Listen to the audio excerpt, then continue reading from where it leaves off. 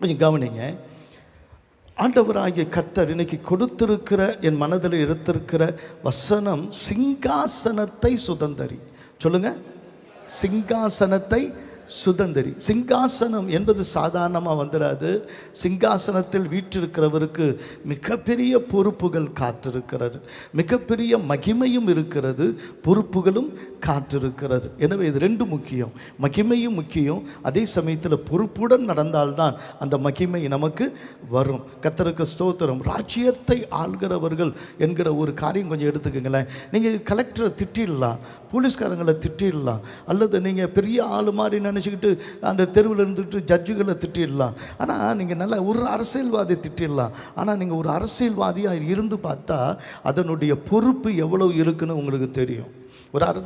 ஒரு நாள் ஒரு அரசியல்வாதி வீட்டில் கொஞ்சம் நேரம் அவருடைய வீட்டில் போய் உட்கார்ந்துருக்கிற, பேசிகிட்டு இருக்கிற, அதுக்குள்ளே அவரை சுற்றி இருக்கிற அத்தனை பேர், அதில் எத்தனையோ முகங்கள், எனக்கு தெரிந்த முகங்கள், அவங்களுடைய ஒவ்வொரு பிரச்சனைகளையும் கொண்டு வந்து அவர்கிட்ட சொல்கிறாங்க. அப்படி சொல்கிற போது அதெல்லாம் கவனிச்சுட்டு ஒருவேளை எனக்கு ஒரு நேரத்தை கொடுத்து, சார் நீங்கள் இப்படி வரீங்க, ஒரு வார்த்தை சொல்லியிருந்தால் வந்திருப்பேனே நான். இல்லை சார், உங்களுக்கு நிறைய வேலை இருக்கும், நாங்கள் சுற்றி நடக்கிறத பார்த்தேன். ஏன்னா ஆயிரக்கணக்கான பேர் ஒரு நாளைக்கு போகிறாங்க, ஆயிரக்கணக்கான பெட்டிஷன்ஸ் அவங்க கையில் கொடுக்குறாங்க, ஆயிரக்கணக்கான முகத்தை அவங்க நினைவு கொள்கிறாங்க, ஆயிரக்கணக்கான பேர் எங்கெங்கே வந்தாங்க, எந்தெந்த குடும்பம் நினைக்கிறாங்க, அவங்களுடைய அத்தனை பேருடைய நல்லது கெட்டதுக்கும் போய் என்ன பண்ணுறாங்க, நிற்க வேண்டியதாக இருக்குது. 500 ரூபா போட்டார் எம்எல்ஏ வந்துட்டு நீ திட்டுவேன். ஆனால் 1000 வீட்டுக்கு 500 ரூபா போட்டால் அதே 5 லட்சம்ன்றது எத்தனை பேருக்கு தெரியும்? அதனால் நிறைய பேர் எம்எல்ஏ திட்டுவீங்க, எல்லாமே இருக்கும். ஆனால் ஒரு எம்எல்ஏவாக இருக்கிறது ரொம்ப ரொம்ப கடினம். உண்மையிலே நான் அவர்கிட்ட சொன்னேன், நல்ல வேலை நான் பாஸ்டராக இருந்தேன் சார், இல்லைன்னா எம்எல்ஏ இருந்திருந்தால் நான் என்றைக்கோ என்ன ஆயிருப்பேன், செத்தே போயிருப்போம். உங்களுக்கு இருக்கிற வேலை. ஆமாம் சார், ராத்திரியும் பகலும் தூங்க விட மாட்டாங்க சார், எப்போ பார்த்தாலும் நாங்கள் எங்களது ஃபோனை அணைச்சி வச்சுட்டு ஓடிட வேண்டியதாக இருக்குது. ஆனால் எங்களை கண்டாலே போதும், அப்படி தான் எல்லோரும். அதில் வேறு இடையில இப்படி ஒன்று காட்டுறாரு, திடீர்னு அப்புறமேல அரை காட்டுறாரு. என்னடா அது ஒன்று காட்டுறீங்க அரை காட்டுறீங்கன்னு என்ன அப்படின்னு கேட்டேன். அவன் குடிக்கார பையன் சார், என்ன நம்ம கட்சியில் வந்துட்டான் சார், அவனை நம்ம ஒன்று பொறுத்து தான் போகணும், தினம் வந்து நிற்பான், இது ஒரு 100 ரூபா கொடுத்தா தான் அவனுக்கு என்ன பண்ணுவான் போகணும். அதில் அரைன்றது அரை கட்டிங்கா, அது அரை கட்டிங் போல இருக்குது, அது ஒரு கட்டிங் காசு போல இருக்குது. அது எப்படின்னு எனக்கு ஒன்றும் தெரியல. அதனால் அப்படி ஒன்றுக்கும் இது வச்சுருக்கிறாங்க. இவனுக்கு அது கூட அவனுக்கு அது கூட இது எப்படி நம்ம தொல்லை இருக்கும். இதை வந்து அமைதியாக அப்படி எல்லாம் சிரிச்சுக்கிட்டே எனக்கு ரொம்ப ஆச்சரியமாக இருந்தது. பாஸ்டராக இருக்க வேண்டியவங்களாம் எம்எல்ஏவாக இருக்கிறாங்க அப்படின்னு. கொஞ்சம் உண்மை மட்டும் இருந்தால் பாஸ்டராக வந்திருக்கலாம். கர்த்தருக்கு ஸ்தோத்திரம் அப்படின்னு கூட நினச்சேன். மக்கள் மேலே கரிசனை, மக்கள் மேலே கரிசனை. ஒரு போலீஸ்காரனுக்கு போய் கேட்டிங்கன்னா தான் அவங்களுடைய பிரச்சனை தெரியும், ஒரு இன்ஸ்பெக்டருக்கு தான் தெரியும். எல்லா பக்கத்திலும் அவங்களுக்கு ப்ரெஷர் வரும், அந்த ப்ரெஷரை எடுக்கிறாங்க. இன்றைக்கி ஒரு வேளை பெருசாக படிச்சுட்டு ஒரு டாக்டராக இருக்கிறது ரொம்ப பிரச்சனை, ஆனால் அதை விட ஒரு கலெக்டராக இருக்கிறது ரொம்ப ரொம்ப பிரச்சனை. கலெக்டருக்கு ஸ்தோத்திரம். அப்படி ஒரு கலெக்டராக இருக்கும்போது இதை எப்படி நிர்வகிக்கிறது, இதனுடைய சட்டங்கள் என்ன, திட்டங்கள் என்ன, இதனுடைய சட்ட ஒழுங்கை எப்படி பராமரிக்கிறது, எப்படி ரோடில் இருந்து வெள்ளங்களை கண்ட்ரோல் பண்ணுறதுலேருந்து, இன்னும் சொல்ல போனால் கூட்டங்களை கண்ட்ரோல் பண்ணுறதுலேருந்து, திருவிழாக்களை கண்ட்ரோல் பண்ணுறதுலேருந்து, இங்கே இருக்கிற ஒவ்வொருத்தவங்களுடைய உரிமைகளை கொடுக்கறதுலேருந்து, மத்திய ஆட்சியில் சொல்கிறவங்க என்ன சொல்கிறாங்களோ அதை செய்கிறதுலேருந்து, தேர்தல் நடத்துறதுலேருந்து 1000 பிரச்சனை ஒரு கலெக்டருக்கு உண்டு. ஆனால் இதெல்லாம் சொல்கிறீங்க, இப்போ கலெக்டராக இருக்கணுன்றீங்களா? நான் சொல்கிறேன், அப்படி இல்லை. கர்த்தர் உன்னை கலெக்டராகவோ, ஒரு அரசியல்வாதியாவோ, ஒரு டாக்டராகவோ, அல்லது உன்னை ஒரு ஒரு ஜட்ஜாவோ ஆண்டவர் இருக்க சொல்லலை. அதை தாண்டி மேலே கொண்டு வரணும்னு விரும்புகிறார். எத்தனை பேர் ஆமேன்னு சொல்கிறாங்க? 1 சாமுவேல் 2ஆம் அதிகாரம் 8ஆம் வசனத்தில், 1 சாமுவேல் 2வது அதிகாரம் 8ஆம் வசனத்தில் கொஞ்சம் கவனிங்க.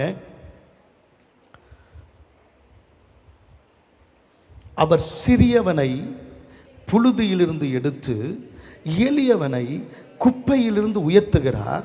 அவர்களை பிரபுக்களோடு கூட உட்காரவும் மகிமையுள்ள சிங்காசனத்தை சுதந்தரிக்கவும் பண்ணுகிறார். பூமியின் அஸ்திபாரங்கள் கர்த்தருடையவைகள், அவரே அவைகளின் மேலே பூச்சக்கரத்தை வைத்தார். எழுதி வச்சிட்டான்றீங்களே, என்ன எழுதி வச்சார் அவர்? ஒரு பிள்ளைய கொண்டு போய் அவனுக்கு மெடிக்கல் சீட்டு அவ்வளோ பாடுபட்டு அதுக்கான காசு கொடுத்து அவனை கொண்டு போய் வச்சு அவனை அந்த எல்லாத்தையும் ரெடி பண்ணி அவன் கையில் என்னென்ன காசு வேணுமோ கொடுத்து, புக்குக்கு காசு கொடுத்து, அல்லது அவனுக்கு நல்ல ஹாஸ்டல் கொடுத்து, நல்ல வார்டெல்லாம் பார்த்துக்க சொல்லி, அவனுக்கு என்னென்ன வேணுமோ அவ்வளோ ஷூலேருந்து அவன் டையிலிருந்து கோட்டிலிருந்து எல்லாம் வாங்கி கொடுத்து, அப்பப்போ அவனை கவனித்து நல்ல சாப்பாடு கொடுக்குற சொல்லி, நண்பர்களை பார்த்துக்க சொல்லி, எல்லாருடையும் பார்த்துக்க சொல்லி, எல்லாரையும் கொஞ்சம் நீ பார்த்துக்க, கொஞ்சம் அவனுக்கு நல்லா கொஞ்சம் பார்த்துங்கன்னு சொல்லி அப்பப்போ ஃபோன் பண்ணி எல்லாமே ஒரு தகப்பன் விசாரிச்சாலும் ஒருத்தவன் டாக்டர் ஆவது யார் கையில் இருக்கு? ஒருத்தவன் டாக்டர் ஆவது யார் கையில் இருக்கு? என்ன வாயா இல்லை என்னப்பா சொல்லுங்க. அவன் ஒருத்தவன் டாக்டர் ஆவது யார் கையில் இருக்கு? கர்த்தர் கையில் இருக்குதா அவன் கையில் இருக்குதா? அவன் கையில் தான் இருக்கு. நீ படித்து மேலே வரணும் அப்படின்னா எல்லாத்தையும் கர்த்தர் உன் கையில் தான் என்ன பண்ணியிருக்கிறாரு? ரெஸ்பான்ஸ்ன்றது உன் கையில் தான் என்ன பண்ணியிருக்கிறாரு? கர்த்தர் கொடுத்துருக்கிறார். கர்த்தருடைய நினைவு வேற, யோசனை வேற. கர்த்தருடைய கிரியைகளை பார்க்கலாம் அவருடைய நினைவும் யோசனையும் வேற. நம்மை குறித்து அவர் நினைத்திருக்கிற நினைவுகள் என்பது வேற. பரலோகம் என்பது மிகவும் மிகவும் நம்முடைய நினைவு, நம்முடைய யோசனை எல்லாத்துக்கும் மேலே உயரம். இன்னும் சொல்ல போனால் பரலோகம் அந்த ராஜ்யம் என்பது உங்களுக்கு ஒரு நிறைவை கொடுக்க ஆயத்தமாக இருக்கு. இன்னும் சொல்ல போனால் இந்த உலகத்தில் இருக்கிற எல்லா உயிருக்கும் படியளந்து உயிர்களை பாதுகாக்கிற வேலையை எல்லாம் செஞ்சாலும் இந்த உலகத்தை பராமரிக்கவும் பாதுகாக்கவும் கர்த்தர் தம்முடைய சாயலான மனிதனுக்கு தான் அந்த அதிகாரத்தையும் ஆளுகையும் கொடுத்தார். எத்தனை பேர் ஆமேன்னு சொல்றாங்க? அல்லேலூயா, கர்த்தருக்கு ஸ்தோத்திரம். பரலோகம் மகிமையான இடம் மாத்திரமல்ல, பரலோகம் சர்வ உலகத்தையும் ஆளுகை பண்ணுகிறது. அங்கே இருக்கிற சிங்காசனத்தின் வீற்றிருக்கிறவர் சூரியனையும் கண்ட்ரோல் பண்ணுறாரு, நட்சத்திரங்களையும் கண்ட்ரோல் பண்ணுறாரு, அலைகளை கண்ட்ரோல் பண்ணுறாரு, இந்த பூமியின் சுழற்சியை கண்ட்ரோல் பண்ணுறாரு, அல்லது ஒவ்வொரு உடலின் உறுப்புகளும் மேலும் கூட அவருடைய கண்ட்ரோல் இருக்குது. இந்த சகல காலங்களும் அவருடைய கரத்தில் இருக்குது, சமயங்களும் அவர் கரத்தில் இருக்குது, ராஜாக்களின் இருதயம் அவருடைய கரத்தில் இருக்குது. ராஜாக்களை தள்ளி ராஜாக்களை எப்போ ஏற்படுத்தணும் என்ற காரியங்கள் கூட கர்த்தருடைய கரத்தில் தான் இருக்குது. ஆனால் எல்லாத்தை விட கர்த்தர் உன்னை தமது கரத்தில் வைத்திருக்கிறார். ஒரு பெரிய நோக்கத்துக்காக வைத்திருக்கிறார். உன்னையும் என்னையும் ஆண்டவர் உண்டாக்கும் போது நீ எப்படிப்பட்டவன் என்று பார்க்க விரும்பல. அதனால தான் எளியவன் அப்படின்னா புவர்னு அர்த்தம். புவர், நீ புவர் அப்படின்னு சொல்கிற என்ற ஒன்றும் இல்லைன்னு சொல்கிற. இன்னொருத்தவங்க அது என்னது சிறியவன் என்றால் சரி, சிறியவன் அப்படின்னு சொன்னால் எல்லாத்த விட என்னது ரொம்ப கீழே போனவன் சிறியவன் அப்படின்னா அவன் யாருன்னா பெக்கர், பிச்சைக்காரன். நீ பிச்சைக்காரனாக இருக்கலாம், நீ ஒன்றும் இல்லாதவனாக இருக்கலாம், அப்படி போட்டால் அசிங்கமாக இருக்கும். ஆனால் தமிழில் கொஞ்சம் அழகாக எளியவனையும் சிறியவனையும் எளியவனையும் எடுத்து, ஒன்றும் இல்லாமல் இருக்கலாம், நீ ஒரு பெக்கராக இருக்கலாம், அவனை குப்பையிலிருந்து கர்த்தர் உயர்த்துகிறார். சொல்லுங்க, எதிலிருந்து? அவர்களை குப்பையிலிருந்து உயர்த்து. குப்பைன்னா என்ன அர்த்தம்? குப்பைனா வேஸ்ட்டு. Correct, waste. ஒன்றுக்கும் உதவாததுக்கு பேர் தான் என்னது? பக்கத்தில் கை பிடிச்சி சொல்லுங்க, என்ன சொல்கிறீங்களோ சொல்லிக்கோங்க, எதாவது கொடுத்தா வாங்கிக்கோங்க. டெய்லி எவ்வளோ தடவை தான் திட்டு வாங்கிறது, நீ வேஸ்ட்டுடா அப்படின்னு எவ்வளோ வாங்கி, நீ எதுக்குடா படிக்கிற, நீ எதுக்கு தான் இந்த குடும்பத்தில் இருக்கிற, நீ ஏன் இந்த சமுதாயத்தில் இருக்கிற, எங்கள் வீட்டில் கெடுக்க வந்தவன் நீ அப்படின்னு 1000 நீங்கள் கேட்டிருக்கலாம். 1000 நீங்கள் கேட்டிருக்கலாம், உங்கள் காதில் கேட்டிருக்கலாம். நீ வாழ்கிறத விட சாவுறது நல்லது. ஏண்டா இருக்கிற அப்படி கேட்காத ஒரு ஆள் இல்லை. ஏண்டா இருக்கிற, ஏண்டி இந்த வீட்டில் இருக்கிற, ஒன்னால தான் இவ்வளோ பிரச்சனை அப்படின்னு சொல்கிற எத்தனை பேர், எத்தனை காரியங்கள் உங்கள் காதில் கேட்டிருந்தாலும் ஆண்டவர் உங்களை தான் பிரபுக்களோடு கூட உட்கார வச்சு இவைகளை சுதந்தரிக்கிறதற்கு தெரிந்து கொண்டிருக்கிறார். அஸ்திபாரங்கள் அவருடையதுவான். இதுவரைக்கும் கர்த்தர் யோபு பார்த்து கேட்கிறார், பூமி அஸ்திபாரப்பட்ட போது நீ பார்த்தியா அப்படின்னு. இந்த பூமி எந்த அஸ்திபாரத்தில் இருக்குன்னு யாருக்கும் தெரியாது. கர்த்தருக்கு ஸ்தோத்திரம். நீ யாருடைய அஸ்திபாரத்தில் இருக்கிற, யார் கரத்தில் இருக்கிறன்னு யாருக்கும் தெரியாது. ஒருத்தனை உயர்த்தவும் தாழ்த்தவும் கர்த்தருடைய கரத்தினால் ஆகும். அல்லேலூயா. அவருடைய காருண்யம் உன்னை பெரியவனாக்கும். மேல இருக்கணும், நல்லா கைத்தட்டி சொல்லுங்க, அவருடைய காருண்யம் உன்னை பெரியவனாக்கும். அல்லேலூயா. கர்த்தருக்கு ஸ்தோத்திரம் உண்டாகட்டும். ஆண்டவர் சொல்லும்போது எதுக்காக ஆண்டவர் நம்மை மேலே உயர்த்தணும் அப்படின்னு விரும்பினார்னா, கர்த்தருடைய கை குறுகவில்லை என்பதை காண்பிக்க மாத்திரம் அல்ல, எல்லா அதிகாரமும் ஆளுகையும் என்னுடையது என்று சொல்ல அல்ல, அந்த ஆளுகையும் வல்லமையும் உனக்கு கொடுக்க வேண்டும் என்று ஏன் விரும்புகிறார் என்று சொன்னால், அந்த ஜெபம் பரலோகத்தில் இருக்கிற, சொல்லுங்க, பரலோகத்தில் இருக்கிற என் பிதாவேன்னு சொல்லல, எங்கள் பிதாவேன்னு. நீ ஒன்றை நேசிக்கிறது போல பிறனையும் நேசிக்கணுன்றதுக்காக தான் நீ கெட்டு போகக்கூடாதுன்னு எப்படி நினைக்கிறையோ, அடுத்தவனு கெட்டு போகக்கூடாதுன்னு நினைக்க, நான் வாழணும்னு நினைக்கிற இந்த உலகத்தில் நாம் வாழணும்னு நினச்சிட்டா எல்லாருக்கும் எல்லாமும் உள்ள ஒரு தேசம்தான், உலகம்தான் இந்த உலகம். இந்த உலகத்தில் எதுக்கும் பஞ்சமே இல்லை. இன்னும் 1000 கோடி மக்கள் இருந்தாலும் அவ்வளவு பேரையும் தாங்கிறதுக்கும் அத்தனை பேருக்கும் உணவு கொடுக்கறதுக்கும் ஏராளம் இதில் இருக்குது. ஆனால் மனிதனுடைய கை குறுகி போச்சு, மனிதனுடைய மனம் இரும்பாய் மாறி போச்சு, மனிதனுடைய எண்ணம் எல்லாம் இன்னைக்கு. உதாரணமாக இந்தியாவில் இருக்கிற 40% மக்களுடைய முழு சொத்து தொகை வெறும் 5 பேர் கையில் இருக்குது இந்தியாவில். இப்போ உதாரணமாக 40 பேர் 40% அப்படி 40 பேர் கையில் இருக்கிறது ஒரு 5 பேர் கையில் இருக்குது. அப்படின்னா 140 கோடி மக்களில் இன்னைக்கு 70 கோடி மக்கள், 40% அப்படின்னா ஒரு 60 கோடி மக்களுடைய சொத்து வெறும் 5 பேர் கையில் இருக்கு. அப்போ இந்த உலகம் தன்னலமான ஒரு உலகம். இந்த தன்னலமான உலகத்தில் ஆண்டவர் வேற ஒன்றை செய்யணும்னு நினைக்கிறார். லூசிஃபர் அப்படின்னு சொன்னால் ஒளியை உமிழ்கிறவன். உண்மை நல்லா கவனிங்க. யாரெல்லாம் சிலர் கேட்பாங்க, பிசாசை ஏன் கடவுள் படைச்சார்?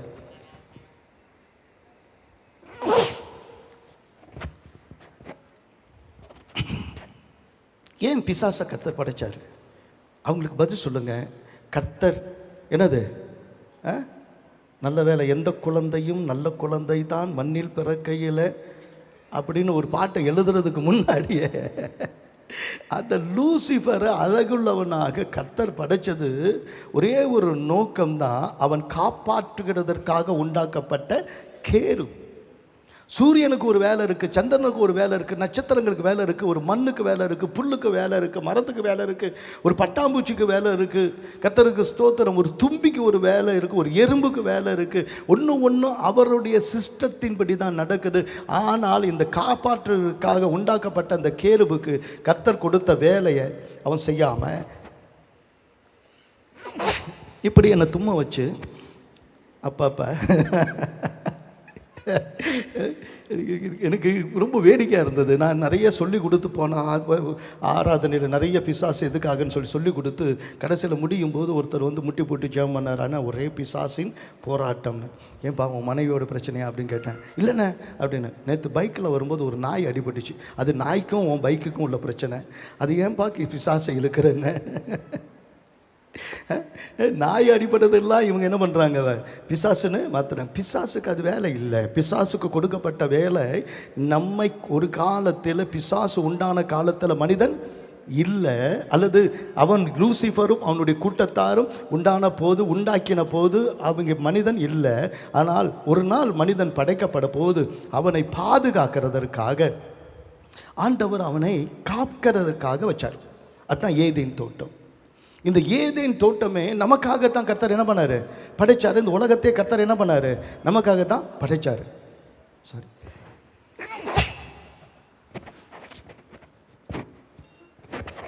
ஏதோ அலர்ஜி ஆயிடுச்சுன்னு நினைக்கிறேன். நீங்கள் ரொம்ப நல்லவங்க, உங்களை நான் சொல்லலை, ஆனால் ஏதோ ஒரு அலர்ஜி. சரி, எப்படியோ கொஞ்சம் நல்லா கவனிங்க. இது ரொம்ப ரொம்ப முக்கியமான பாடம். தேவன் செய்ய நினைத்தது ஒரு நாளும் தடைபடாது அப்படின்னு சொல்லி நல்லா அறிஞ்சிருக்கணும். இது பூமியை ஒரு நாள் கர்த்தர் மனிதன் கையில் தான் கொடுக்க போகிறாரு. மனிதனுக்கு ஒரு சிஸ்டம் இருக்குது. மனிதனை நான் ஆளுகை செய்ய வைக்க போகிறேன், அவன் தான் இதை ஆளுகை செய்ய போகிறான் அப்படின்ற மாதிரி தேவனுடைய திட்டத்தை அறிந்த போது அவன் எல்லாருக்கும் மேலே உயரணும்னு, அவனுடைய சிங்காசனத்துக்கு மேலே என்ன பண்ணான், உயரணும்னு நினச்சான். கர்த்தர் அவனுக்குள்ள தள்ளினார். எப்பயுமே நீங்கள் உங்கள் ஜெபம் மேலே போகிறது ரொம்ப ரொம்ப ஸ்லோ, மேலே ரொம்ப ஸ்லோ தான் போகும். ஆனால் மேலேருந்து கீழே விழும்போது அதனுடைய வேகம், ஒரு மின்னலுடைய வேகம், ஒளியின் வேகம் ஒரு செகண்டுக்கு 3 லட்சம் கிலோமீட்டர். அதனால தான் எரிந்து கொண்டு அவன் கீழே விழுந்தான். எதுவுமே மேலேருந்து வரும்போது உராய்வில் பற்றி எரியும். அப்படி எரிஞ்சிட்டு தான் உள்ளே வந்தான். அப்படி உள்ளே வரும்போது இந்த பூமியை எரிய வச்சான். இந்த பூமியை ஆழத்தில் என்ன பண்ணிட்டான், அழுத்திட்டான். இது ஒரு நாளும் திரும்பி வரவே கூடாது அப்படின்னு வச்சுட்டான். இந்த மைக்கை வேறு மைக் கொடுங்க. ஒரு மைக்குனால எனக்கு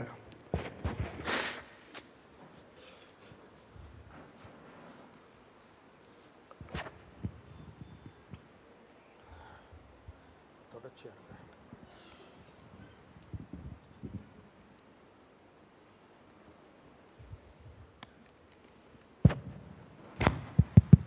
பிரைஸ் தி லார்ட். ஹல்லேலூயா, ஹல்லேலூயா, ஹல்லேலூயா. கேட்குதா? சரி, இப்போ கொஞ்சம் நல்லா கவனிங்க. ஒரு ஆழமான இந்த காரியத்துக்கு ரட்சிப்பை சுதந்திரித்துக் கொள்வதற்காக கொடுக்கப்பட்டவங்க எல்லாருமே கொடுக்கப்பட்டவங்க. அப்போ நான் அவர்களை வணங்க அல்ல, இந்த உலகத்தில் இருக்கிற எந்த ஜீவராசிகளையும் அல்லது கண்ணால் பார்க்குற எந்த ஒரு சூரியனை, சந்திரனை அல்லது நட்சத்திரங்களை அல்லது எதையுமே நான் வணங்க வேண்டிய அவசியம் இல்லை. ஏனென்றால் திரும்பி சொல்கிறேன், நான் தேவ சாயலாக இருக்கிறேன், தேவனுடைய ரூபத்தின்படியே இருக்கிறேன். நல்லா கைத்தட்டி ஆமேன்னு சொல்லுங்கள். அல்லேலூயா, கர்த்தருக்கு ஸ்தோத்திரம். அல்லேலூயா. நம்முடைய ஒரே ஒரு வேலை கர்த்தருக்கு நம்முடைய மகிமையை நம்முடைய செயல்கள் மூலமாக செலுத்துவது, செயல்கள் மூலமாக கொடுப்பது. எனவே கர்த்தருக்கு ஸ்தோத்திரம் உண்டாகட்டும். இன்னைக்கு சில நாளைக்கு முன்னாடி நான் பாண்டிச்சேரிக்கு போயிருந்தேன். எங்கள் அண்ணனை சந்திக்கிறதுக்காக, ரொம்ப வயசான அண்ணன், அவங்கள சந்தித்து வரக்கா காலையிலேயே போனோன்னே ஒரு பழக்கடையில் நிறுத்த சொன்னேன். ஒரு பழக்கடையில் நிறுத்தின உடனே நான் கொஞ்சம் பழங்கள்லாம், ஃபஸ்ட்டு நான் தான் பழம் நினைக்கிறேன், போனின்னு நினைக்கிறேன். அதனால் கொஞ்சம் பழங்கள்லாம் வாங்கிட்டு ஒரு 500 ரூபா நோட்டை நீட்டினோடனே வயசானவர் தான், அவர் என்ன பண்ணிட்டார், டக்குன்னு அதை எடுத்து பொதுவாக என்ன பண்ணுவாங்க, இந்த கண்ணில் ஒத்திக்குவாங்க. ஆனால் இவர் வித்தியாசமாக என்ன பண்ணிட்டாருன்னா, அதில் அந்த பழங்களை நிறுக்கிறதுக்கு ஒரு தட்டு வச்சுருந்தார், சாப்பிட்ற தட்டு. அதை வச்சு தான் என்ன பண்ணியிருக்கிறாரு, நிறுத்திருக்கிறார். இவர் என்ன பண்ணிட்டாரு, அந்த 500 ரூபா வச்சுக்கிட்டு அதை தொட்டு என்ன பண்ணார், கும்பிட்டார். தொட்டு என்ன பண்ணிட்டாரு, கும்பிட்டார். எனக்கு சிரிப்பாக வந்துருச்சு. இவர் என்னடா தட்டை கும்பிட்றாரு அப்படின்ட்டு. நான் சொன்னேன், உங்களை உண்டாக்கின கடவுள் உயிராக இருக்கிறாரு, உங்களுக்கு உயிரையும் உடலையும் கொடுத்தவர் உயிரில்லாத இந்த தட்டை கும்பிட்றத அவர் எப்படி சந்தோஷமாக எடுத்துக்குவார்னு நினைக்கிறீங்களான்னு கேட்டேன். இல்லையே, இதோ கடவுளை வச்சுருக்கிறேனே அப்படின்னு. உயிரை நீங்கள் கொடுத்தீங்களா அதுக்கு, இல்லை உயிர் கடவுள் உங்களுக்கு கொடுத்தாரா? அந்த உங்கள் உயிரை நீங்கள் பார்த்தீங்களா? உங்கள் உயிருக்கு மேலானவரை வெறும் வரைபடமாக வச்சுருப்பீங்களா? உயிர் உள்ளவர் உங்களுக்கு உயிரை கொடுத்துருக்கிறாரு. உயிர் உள்ளவர் தான் உங்கள் கர்த்தர், உயிர் உள்ளவர் தான் உங்கள் தேவன் என்பதை நீங்கள் அறிஞ்சால் நீங்கள் நல்லா இருப்பீங்கன்னு சொன்னேன். என்ன அவர் பார்த்த பார்வை நான் விண்வெளியிலேருந்து இறங்கி வந்தவனை போல இருந்தது. இதுக்கு மேலே இருந்தால் ஏதாவது கிடைக்கும்னு நினச்ச உடனே நான் நல்ல வேலை கிராஸ் பண்ணி என் காருக்கு போயிட்டேன். இல்லையா, நான் எங்கே போனாலும் சுவிசேஷம் சொல்லாமல் விடுறதில்லை. கிடைச்சா சான்ஸ் கிடைச்சா சொல்லிடுறது தான், இல்லை சத்தியம் இல்லை. ஆனால் ஏன் என்னுடைய வாழ்க்கையை ஆண்டவராகிய கர்த்தர் இந்த பூமியில் வாழ வைத்திருக்கிறாருன்னா, நான் வாழ போகிற வருஷம் ரொம்ப குறுகிய வருஷம். இதுக்கு என்னது, ஆண்டவர் 4 விரற்கடையாக்கினீர் என்று மோசே எழுதுகிறான். அல்லது 90ஆவது சங்கீதத்தில் 4 விரற்கடையாக்கினீர், அவ்வளவுதான். ஆனால் அந்த 4 விரற்கடையில் நம்முடைய வாழ்க்கையானது ரொம்ப குறைவாக இருந்தாலும் ஆண்டவராகிய கர்த்தர், நான் உன்னை எதற்காக படைச்சேனோ அதை செய்து முடிக்கும்போது நான் நித்தியத்தில் இருக்கிறது போல நீயும் நித்தியமாய் என்னோடு கூட இருப்பாய் என்கிறார். பரலோகத்தில் இருப்பனா, பூமியில் இருப்பனா, அதெல்லாம் அடுத்தது. ஆனால் தேவன் என்ன விரும்புகிறாருன்னா, ஒருத்தவனை தன்னோடு கூட இருக்க வச்சாரு, அவனை ஆராதிக்க வச்சாரு. ஆனால் அவன் என்ன பண்ணான், அயோக்கியத்தனம் பண்ணி மேலே ஏறி என்ன பண்ணணும், உதைக்கணும் அப்படின்னு. உண்மையில் உதைக்கிறத நம்ம விரும்புறது இல்லை. எங்கள் அம்மா ஒரு காரியத்தை எனக்கு கற்றுக் கொடுத்தாங்க. அதனால் அதுக்கு எனக்கு கோவப்பட்டேன் எங்கள் அம்மாவை. ஏன்னா அந்த நாட்களில் பசங்கள்லாம் இருப்பானுங்க, அவனுங்க நேராக வருவானுங்க, என் சட்டையை எடுத்து வாங்கி போட்டுட்டு போயிடுவானுங்க. எங்கடா சட்டையை காணாமன்னு பார்த்தா அவன் போட்டு போயிட்டான். அப்புறமா தட்டு சாப்பிட்டுட்டு இருந்தால் எப்படியாவது ரட்சிப்பு நடக்கணும், ஊழியம் நடக்கணும். என் மனைவியினுடைய புடவையெல்லாம் திடீர்னு காணாமல் போகும். அதனால் அது கூட நான் கண்டுக்கல. எங்கள் அம்மா ரொம்ப நீ போடுற சட்டையை அவன் போடுறான், அது அவன் போட்டுக்கிட்டு அவ போட்டுட்டு போகிறேன். அவன்லாம் என் தம்பிங்க, என் தங்கச்சிங்க, எனக்கு ஒன்றும் பிரச்சனை இல்லை. ஒரு நாள் நான் கீழே உட்காந்துருக்கிறேன். 4 பசங்க டேபிள் மேலே ஏறி நின்றுட்டு உட்காந்துக்கிட்டு காலை ஆட்டுறானுங்க. அது மூஞ்சி மேலே என் முகத்தில் இடிக்குது. நான் அதை கவனிக்கலை. அவன் போன பிறகு எங்கள் அம்மா என்னை பயங்கரமாக திட்டினாங்க. நீ எங்கன்னா வேணாலும் இடம் கொடு, ஆனால் உன் தலைக்கு மேலே ஒருத்தன் உட்காந்து உன் தலையை உதைக்கிற அளவுக்கு என்ன பண்ணாத, இடம் கொடுக்காதுன்னு. அது உண்மைதான், அது உண்மைதான். ஒரு நாள் கர்த்தர் அவனை தலைக்கு மேலே வச்சு அவனை சிங்காசனத்தில் அவன் இருந்து தேவனை மகிமைப்படுத்த வச்ச அவனுடைய டியூட்டியை விட்டுட்டு தலைக்கு மேலே உயர்வேன், சிங்காசனத்துக்கு மேலே உயர்வேன் அப்படின்னு சொல்லும்போது அதுக்கு பிறகு அவனை வச்சுக்க வேண்டிய அவசியம் இல்லை. ஏன் அப்படி கொண்டு போய் தருதலையை கொண்டு போய் மேலே வச்சு அவன் தருதலையாக தான் இருப்பான். அந்த தருதலையினால் எல்லாமே என்ன பண்ணும், கெட்டு தான் போகும். ஏன் பிசாச கர்த்தர் ஏன் நரகத்தில் தள்ளுறதுக்காக வச்சிருக்கிறாரு அப்படின்னு சொன்னால், நரகம் மனிதனுக்காக படைக்கப்பட்டது இல்லை, விழுந்து போன தூதர்களுக்காக.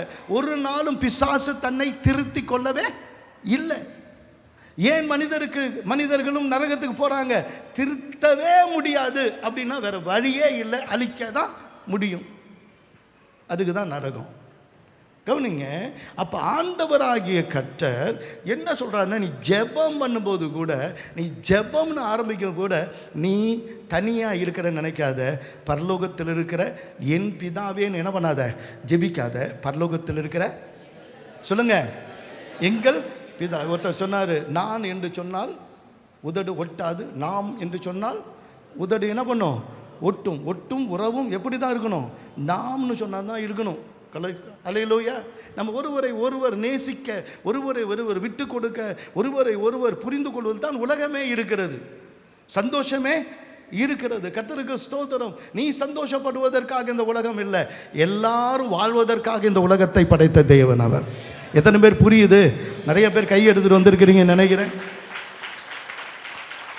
சிலர் கை தட்டும் போது சின்ன வயசில் நான் தட்டுன ஏதோ ஒன்று தான் எனக்கு நினப்பு வரும். என்னன்னு நான் சொல்ல மாட்டேன். அல்லேலூயா. கர்த்தருக்கு ஸ்தோத்திரம். நீ அதுக்கு தட்டாமலே இருக்கலாம். கர்த்தருக்கு தேவனுக்கு மகிமை உண்டாகட்டும். கொஞ்சம் கவனிங்க, ஒரு மனிதனை ஆண்டவர் எங்கே கொண்டு போய் வைக்கணும்னு நினைக்கிறாரு. ஆதியாகமம் 41வது அதிகாரம் 40ஆம் வசனத்தை வாசிக்கும் போது, ஆதியாகமம் 41:40 வாசிக்கும் போது அந்த வசனம் சொல்லுது, நீ என் அரண்மனைக்கு அதிகாரியாக இருப்பாய், உன் வாக்கின்படியே என் ஜனங்கள் எல்லாரும் அடங்கி நடக்க கடவர்கள், சிங்காசனத்தில் மாத்திரம் உன்னிலும் நான் பெரியவனாய் இருப்பேன் என்றார். அந்த குடும்பத்தில் 11வது பையன். அந்த குடும்பத்தில் இருக்கிற எல்லாராலும் வெறுக்கப்பட்டவன், அப்பாவை தவிர, அம்மாவை தவிர. இவன் 17 வயசில் குழியில் போடப்பட்டு அடிமையாக்கப்பட்டு அவன் தூர தேசத்துக்கு எகிப்துக்கு போனாலும் அங்கே போனாலும் ஒன்றும் பிரச்சனை விடவே இல்லை. அவனை சுற்றிலும் இருக்கிற மக்கள் அவனை துரோகியாக பார்த்தாங்க, மோசமானவனாக பேசினாங்க. ஏன் அப்படின்னா, அவனுடைய உடல்ல உடை இல்லை, அந்த உடை போத்திபாரின் மனைவியின் கையில் இருந்துச்சு. வெளியே பார்த்த மக்கள் தப்பு யார் மேலே தான் இருக்குன்னாங்க, யார் மேலே தான் இருக்குன்னாங்க. உலகத்தில் நிறைய கதைகள் கூட சூப்பராக என்ன இருக்குன்னா, அவளை உறிஞ்சி பார்க்கறதுக்கு தான் இருந்தாங்க. அப்போ அவன் கணவரே காப்பாற்றலை, இவ கூப்பிட்ட சாமி தான் வந்து காப்பாற்றுனுச்சு அப்படின்லாம் என்னென்னமோ எல்லாம் என்ன பண்ணுறாங்க, எழுதி வைக்கிறாங்க. ஆனால் உலகத்தில் உண்மையாக நடந்தது என்னென்னா, அவன் தப்பு செய்யலை, ஆனால் உலகம் என்ன பண்ணிடுச்சு, அவனை தப்பாகவே பார்த்துச்சு. அப்படி ஒரு நாடகம் நடந்துருச்சு. உலகத்தில் எத்தனை பேர் என்ன நாடகம் உனக்கு எதிராக நடத்தினாலும், உலகம் உன்னை குறித்து என்ன பேசினாலும், எவ்வளோ போத்திபார் சொந்த பையன் மாதிரி வச்சிருந்த இடத்துல இவன் போய் இப்படி ஒரு துரோகம் பண்ணிட்டானே அப்படின்னு சொல்லி உலகமே பேசினாலும், உன்னை உயர்த்துகிறவர் கரத்தில் தான் இருக்கிறார். வசனம் சொல்லு, யோசேப்பை கொண்டு போய் ஜெயிலில் வைப்பாங்க, கர்த்தர் யோசேப்போடு இருந்தார்னு இருக்கும். உபத்திரவத்தின் குகையில் நீ இருக்கிறாய் என்று சொல்லுகிறாய், உன் உபத்திரவத்தின் நடுவில் அவரும் உன்னோடு இருக்கிறார். எத்தனை பேர் நம்புறீங்க? நல்ல கரங்களை தட்டி சொல்லுங்க. நீ இருக்கிற ஜெயில், நீ இருக்கிற போராட்டம், நீ இருக்கிற கண்ணீர் அவருக்கு நல்லா தெரியும். அவர் ஏன் உன்னோடு இருக்கிறார்னா, அவருடைய காலங்களில் அவர் உயர்த்துவார், அவர் காலங்களையும் சமயங்களையும் மாற்றுகிறார். அவருக்கு அவருடைய காலங்கள் என்னன்னு சரி 30 வயது ஆகிறது, எப்போ உயர்த்தணும் அப்படின்னு நீ சொல்லும்போது அவனுடைய ஞானம் என்ன, அந்த அந்த 13 வருஷத்தில் அவனுக்கு கற்றுக் கொடுத்தது என்ன அப்படின்னு சொன்னால், அவன் பின்னாடி 14 வருஷங்கள் அந்த உணவு கெட்டு போகாதபடிக்கு பூமியின் அடியில் பெரிய பெரிய பெரிய ரூம்களை கட்டி அந்த காத்தா உங்கள் வீட்டில் எத்தனை எலி வந்து நடமாடுது, எத்தனை கரப்பாம்பூச்சி சாப்பிடுது. இன்றைக்கி இருக்கிற FCI கோடனுக்கு போய் பாருங்கள், காரைக்காலில் போய் பார்த்தீங்கன்னா எங்கெல்லாம் FCI food corporation of India அப்படின்னு இருந்தோன்னா அது உள்ளே போய் பாருங்கள். எலி தின்னது மிச்சம் தான் நீங்களும் நானும் சாப்பிட்றோம். அந்த பூச்சியும் புழுவும் சாப்பிட்டது பிறகு தான் நீங்களும் நானும் சாப்பிட்றோம். இன்னும் நான் சொல்கிறது, இன்றைக்கி 3000 வருஷத்துக்கு முன்னாடி, இன்றைக்கி 3500 வருஷத்துக்கு முன்னாடி இருக்கிற டெக்னாலஜி எப்படி இருந்தது அப்படின்னு சொன்னால், பூமிக்கு அடியில் அப்படி ஒரு டெக்னாலஜி பண்ணி ஒன்றும் கெட்டு போகலை.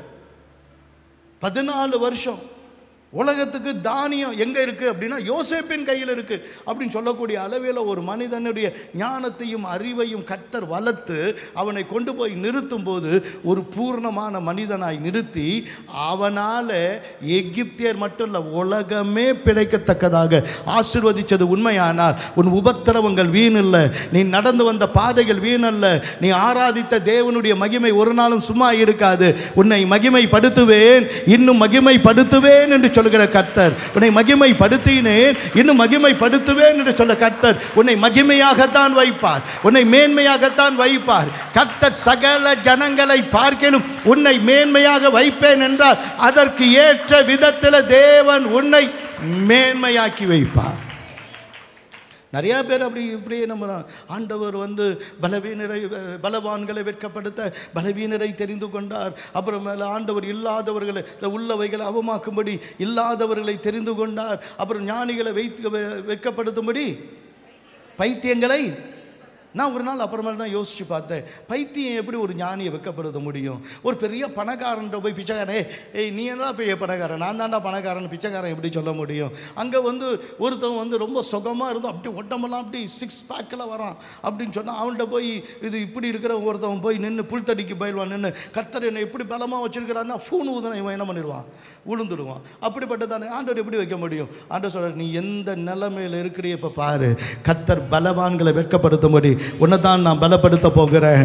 ஞானவான்களை வெட்கப்படுத்தும்படி உன்னை நான் ஞானவானாக மாற்ற போகிறேன். நான் உள்ளவைகளை அவமாக்கும்படி இல்லாத ஒன்றை நான் ஆசீர்வதிக்க போகிறேன், எல்லா விதத்திலும் ஆசீர்வதிக்க போகிறேன். எத்தனை பேர் ஆமேன்னு சொல்கிறவங்க? அல்லேலூயா. தேவனுக்கு மகிமை உண்டாகட்டும். என்ற நேரம் பாதி கடந்து போனது. அதனால் நான் கொஞ்சம் உங்களை கொஞ்சம் சொல்லிவிட்டு, எனக்கு 2 பாயிண்ட்டை நான் தொடவே இல்லை. முதல் பாயிண்ட்டு 2வது பாயிண்ட்டும் தொடலை. 3வது ஒரு முக்கியமான பாயிண்ட் போகிறதுக்கு முன்னாடி ஒரு அடிப்படையாக சொல்கிறேன். உலகம் உங்களை பார்க்கிற பார்வையில் நீங்கள் இல்லை. உலகம் அவனை ஒரு வேசிக்கல்லனாக, மோசமானவனாக, அல்லது இப்படிப்பட்டதாக இவன் காம விகாரமாய் நடந்துட்டான்னு உலகம் காட்டினாலும் ஒரு நாள் அவனை தான் ஆண்டவர் உயர்ந்த அதிகாரத்தில் கொண்டு வந்து விற்று, உண்மை ஒரு நாளும் சாவதில்லை. சத்தியத்துக்கு சாவே கிடையாது, உண்மைக்கு சாவே கிடையாது. உண்மையை எவ்வளவு தூரம் புதைத்தாலும் அது ஒரு நாள் உயிர் தெழும்போது அதுதான் மகிமையாக இருக்கும். சகல முழங்கால்களும் அவருக்கு முன்னாடி முடங்கும் என்று சொல்லுகிற கர்த்தர் நம்மோடு இருக்கிறார். அல்லேலூயா. உலகம் ஒரு நாள் ராஜாவினால் குற்றம் தீர்க்கப்பட்டு அவனை கொலைகாரனாக்கி அவனை நாடு கடத்துகிறார்கள். நாடுகள்னா வனாந்தரத்தில் கொண்டு போய் விடுகிறார்கள். உலகமே அவனை கொலைகாரனாய் அன்றைக்கு எகிப்திலே பார்த்தார்கள். அப்படி சொல்லும்போது 40 வருடம் ஆடுகளுக்கு பின்னாடி போய் சொல்லிக்கிட்டே அவன் மனசில் நான் ஒரு கொலைகாரன், நான் ஒரு கொலைகாரன், நான் ஒரு கொலைகாரன் அப்படின்னு சொல்லிக்கிட்டே இல்லைன்னு நான் நம்புகிறேன். கர்த்தருக்கு ஸ்தோத்திரம். கடந்த கால தவறுகள் நம்மை நாமே குத்தி கொள்ள அல்ல, கடந்த கால தவறுகள் நாம் மற்றவர்களையும் திருத்தி மேன்மையாய் கொண்டு வரத்தக்கதாக நம்மை பரிசுத்தப்படுத்துவதற்காக, இன்னும் ஒரு மேன்மையான வழிகளை கண்டுபிடிப்பதற்காக. சொல்லும்போது கொஞ்சம் கஷ்டமாக இருக்குது உண்மை சொல்கிறது. ஒருவேளை அவன் கொலைகாரனா அப்படின்னு கேட்டால் உண்மையில் அவன் கொலைகாரன் தான். ஆனால் அந்த கொலைகாரனுக்குள்ளே தான் உலகத்தின் சட்ட புத்தகங்கள்லாம் அடங்கி இருந்தது. புரியல.